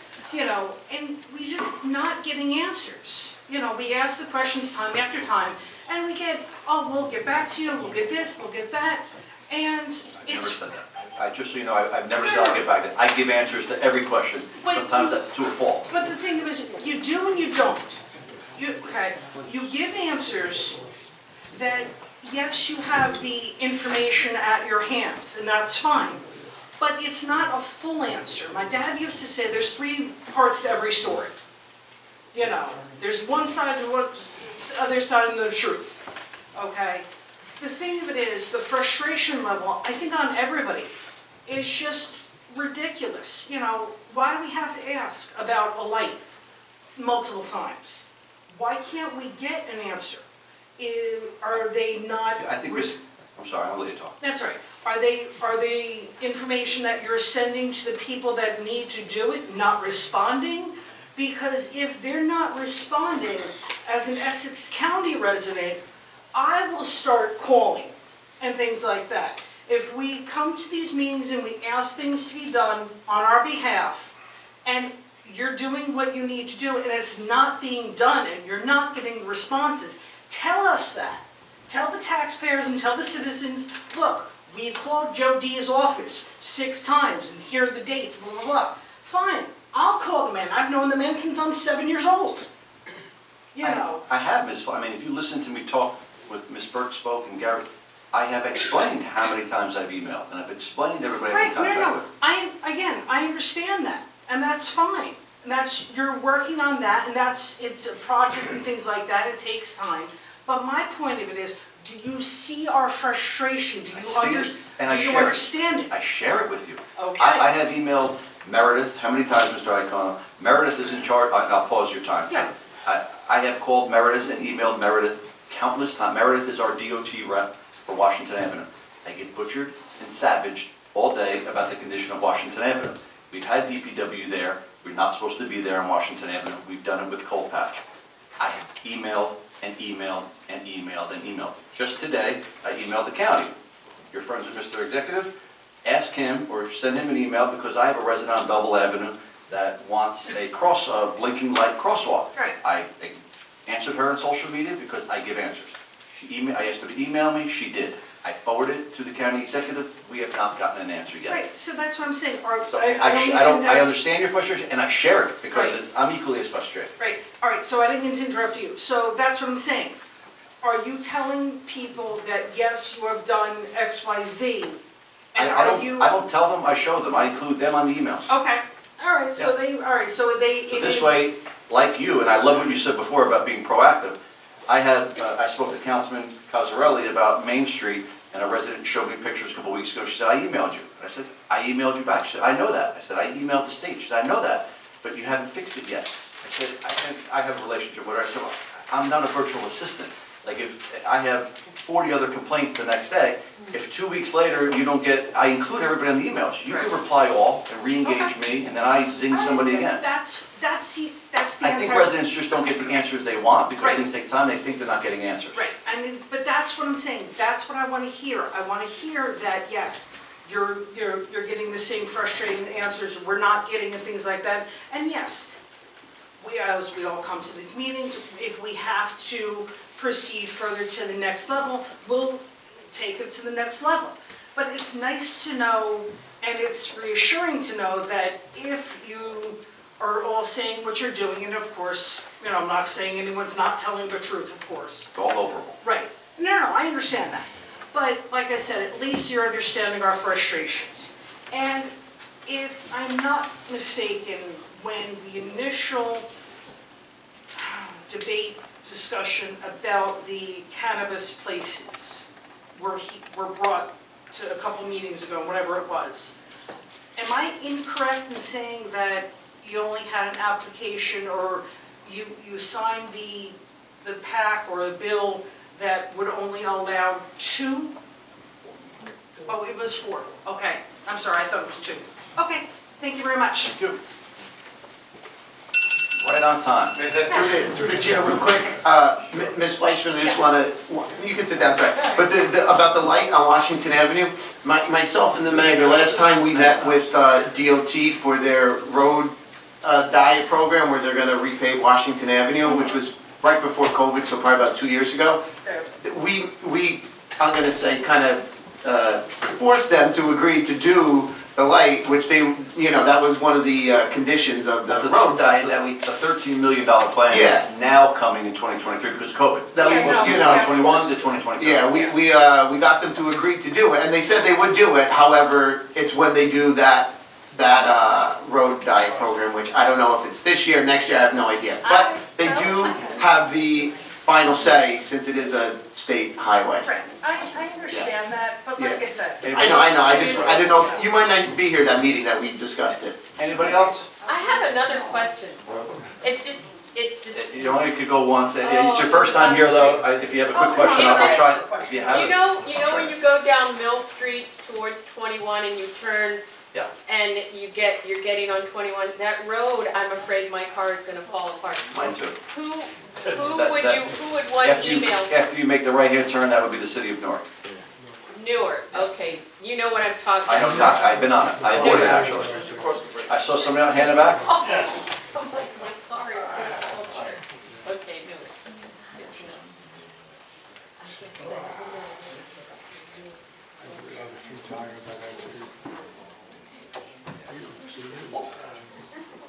Jerry DiGurgio, 8 Grove Street. The playgrounds that were mentioned, does any of them have floodlights?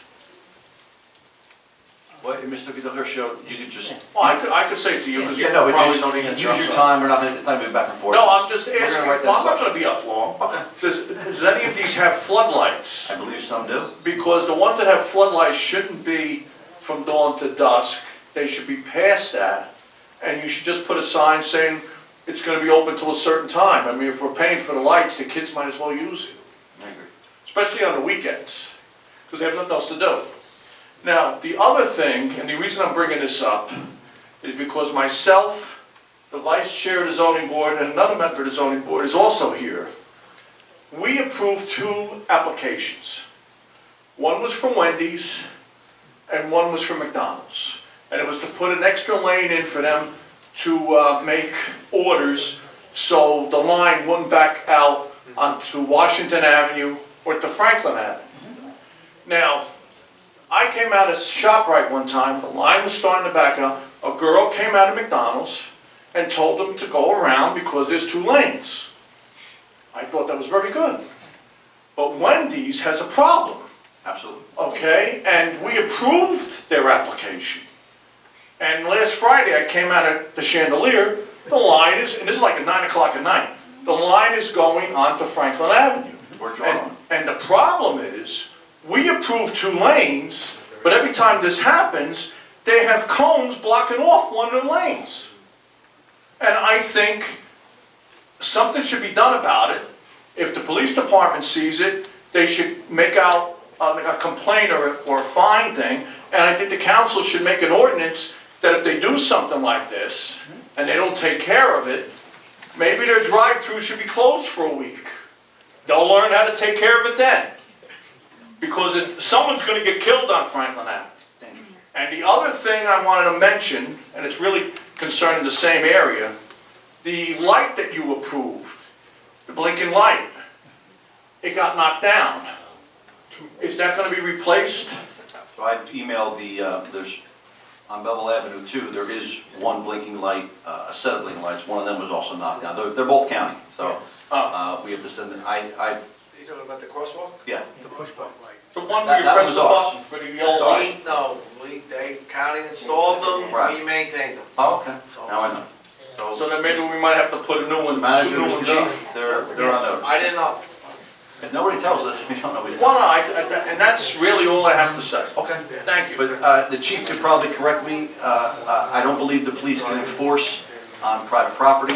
Well, I'm not talking about private property. I'm talking about because the private property is causing a public nuisance onto Franklin Avenue. Right. Attilio, I have to call you that. I'm glad you even told me that I was unaware of the zoning application. We approved it. Yeah. And they'll confirm. I can certainly have someone go talk to the manager there, and I'm glad. Because let me tell you Which is something. why I'm it's a glad property I issue, not a learned police this. issue. I'm glad I learned Part this. of it was that they were supposed to have so many employees, so this wouldn't happen. All right, we I'm got gonna it. have someone visit them tomorrow. Thank you, chief. Yeah. But again, if it's private property, chief, it might be property maintenance or construction code or, I can just have a talk. Perfect. No more against that. anybody else in public commenting? If not, I'll entertain a motion to close public commenting. Phone. Madam Clerk, anybody on the phone? Anyone on the phone? Nobody's not there? No? Okay, need a motion to close? Make a motion to close. Motion and second, motion made and second to close public commenting, clerk call the roll. Councilmember Cosarelli? Yes. Tanya? Yes. Graziano? Yes. Natori? Yes. Robel? Strumelberg? Yes. Mayor Melvin? Yes. Next item on our agenda is resolutions.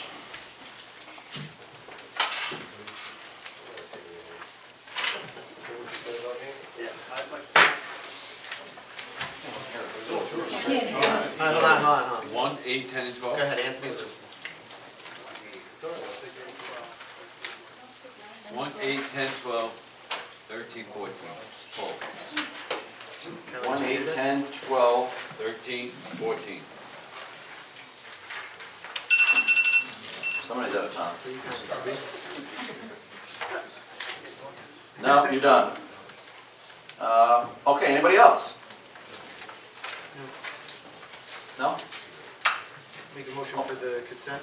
So we're going to need a motion to move the consent agenda. I have a motion, I need a second. Second. We have a motion made and second to move the consent agenda. Clerk, call the roll. Councilmember Cosarelli? Yes. DePena? Yes. Graziano? Yes. Nattari? Yes. Rovell? Yeah. Strumelberg? Yes. Mayor Melham? Yes. Resolution number 1. We have a motion to made 1. Do we have a second? Discussion?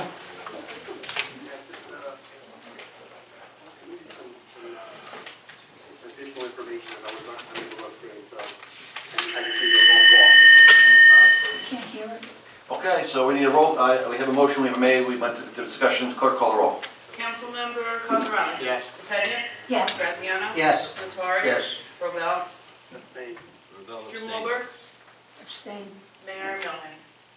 Yes. 5. No. No? 8. Eight. We need a motion. Motion? Second. We have a motion made, second discussion. Just a roll call. Sure. Just so the public is aware, this is to, it will end up being a $1.6 million upgrade at the park down by number 9 school. That park has been blighted for years and been useless for probably decades. We're going to put new basketball courts there. There's already a brand new futsal court there, which is only about 6 months old, and we're going to turf it. That turf will be probably for soccer, multi-use for softball or baseball, and it will be a new playground down there with potentially in conjunction with the school district if they need that for number 9 school. That's what we're voting on now. Clerk, call the roll. Councilmember Cosarelli? Yes. DePena? Yes. Graziano? Yes. Nattari? Yes. Rovell? Yes. Strumelberg? Yes. Mayor Melham? Yes. Number 10. Make a motion. We have a motion on 10. Second. We have a motion and a second on 10. Do we have a discussion?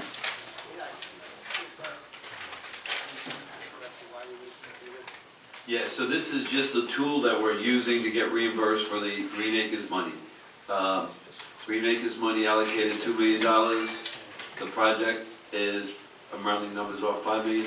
We bonded 3, the $2 million from Green Acres, so we'll get the $2 million from Green Acres and we'll pay off this 2.8. We also have a agreement with the Board of Education for an additional $550,000. So when we get that money, it's just basically a reimbursement. So this is the tool that we're using. So that's for that 2 million that we did in, I think it was 2016 and 17, right? Yes, this is the original Green Acres Award that goes back several years ago. Okay, thank you. Okay. I think there was a motion made and a second. That was a discussion. So clerk, call the roll. Councilmember Cosarelli? Yes. DePena? Yes. Graziano? Yes. Nattari? Yes. Rovell? Yes. Strumelberg? Yes. Mayor Melham? Mayor Melham?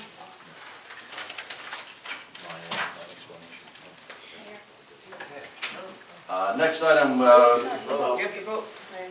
oh, I apologize, yes. Thank you. So we have 12, 13, and 14. Councilmember Bell, can we move those together or do you want to go individually? Perfect. All right, let me get a motion on those 3. Motion. Second. We have a motion made and second on 12, 13, and 14 together. Next, discussion. Yeah, so I saw these here late. I have no idea who these people are, nor do I understand, you know, how they even got on the agenda. So at this point, I just wanted another roll call on those here. Okay, this, as you're aware, Council, because you were here for that, and you voted in the affirmative to create the legislation to allow recreational cannabis. And just like we don't necessarily know every liquor license applicant, yet every single meeting we vote on those, this is basically, in my opinion, the same thing. But okay, we can move. I would have liked to have met these people and seen them, and I think the rest of the council would have liked that opportunity. But it's just been here like out of nowhere. I think it's what kind of caught us all off guard. Not all of us. But we don't meet with, Not the ones that met with us, no. right, we don't meet with liquor license applicants, and we've licensed liquor license in town too. Okay, no problem. So just a roll call on all 3? Yep. Okay, So we have a motion made in second, we had discussion, now clerk call the roll on 12, 13, and 14. Councilmember Cosarelli? Yes. DePena? Yes. Graziano? Yes. Nattari? No. Robel? No. Strumelob Burke? Definitely no. Mayor Melham? Absolutely yes. Resolutions are approved. Or New business, do we have anything for new business? or should say that. Anything for, anything? You said something, Ms. Burke? No, I'm speaking to myself, if you don't mind. Anything for new business? Going once, going twice? Motion to I'll adjourn. take a motion to adjourn. Motion. Motion made second, all in favor? Aye. We are adjourned. You all think you're smart.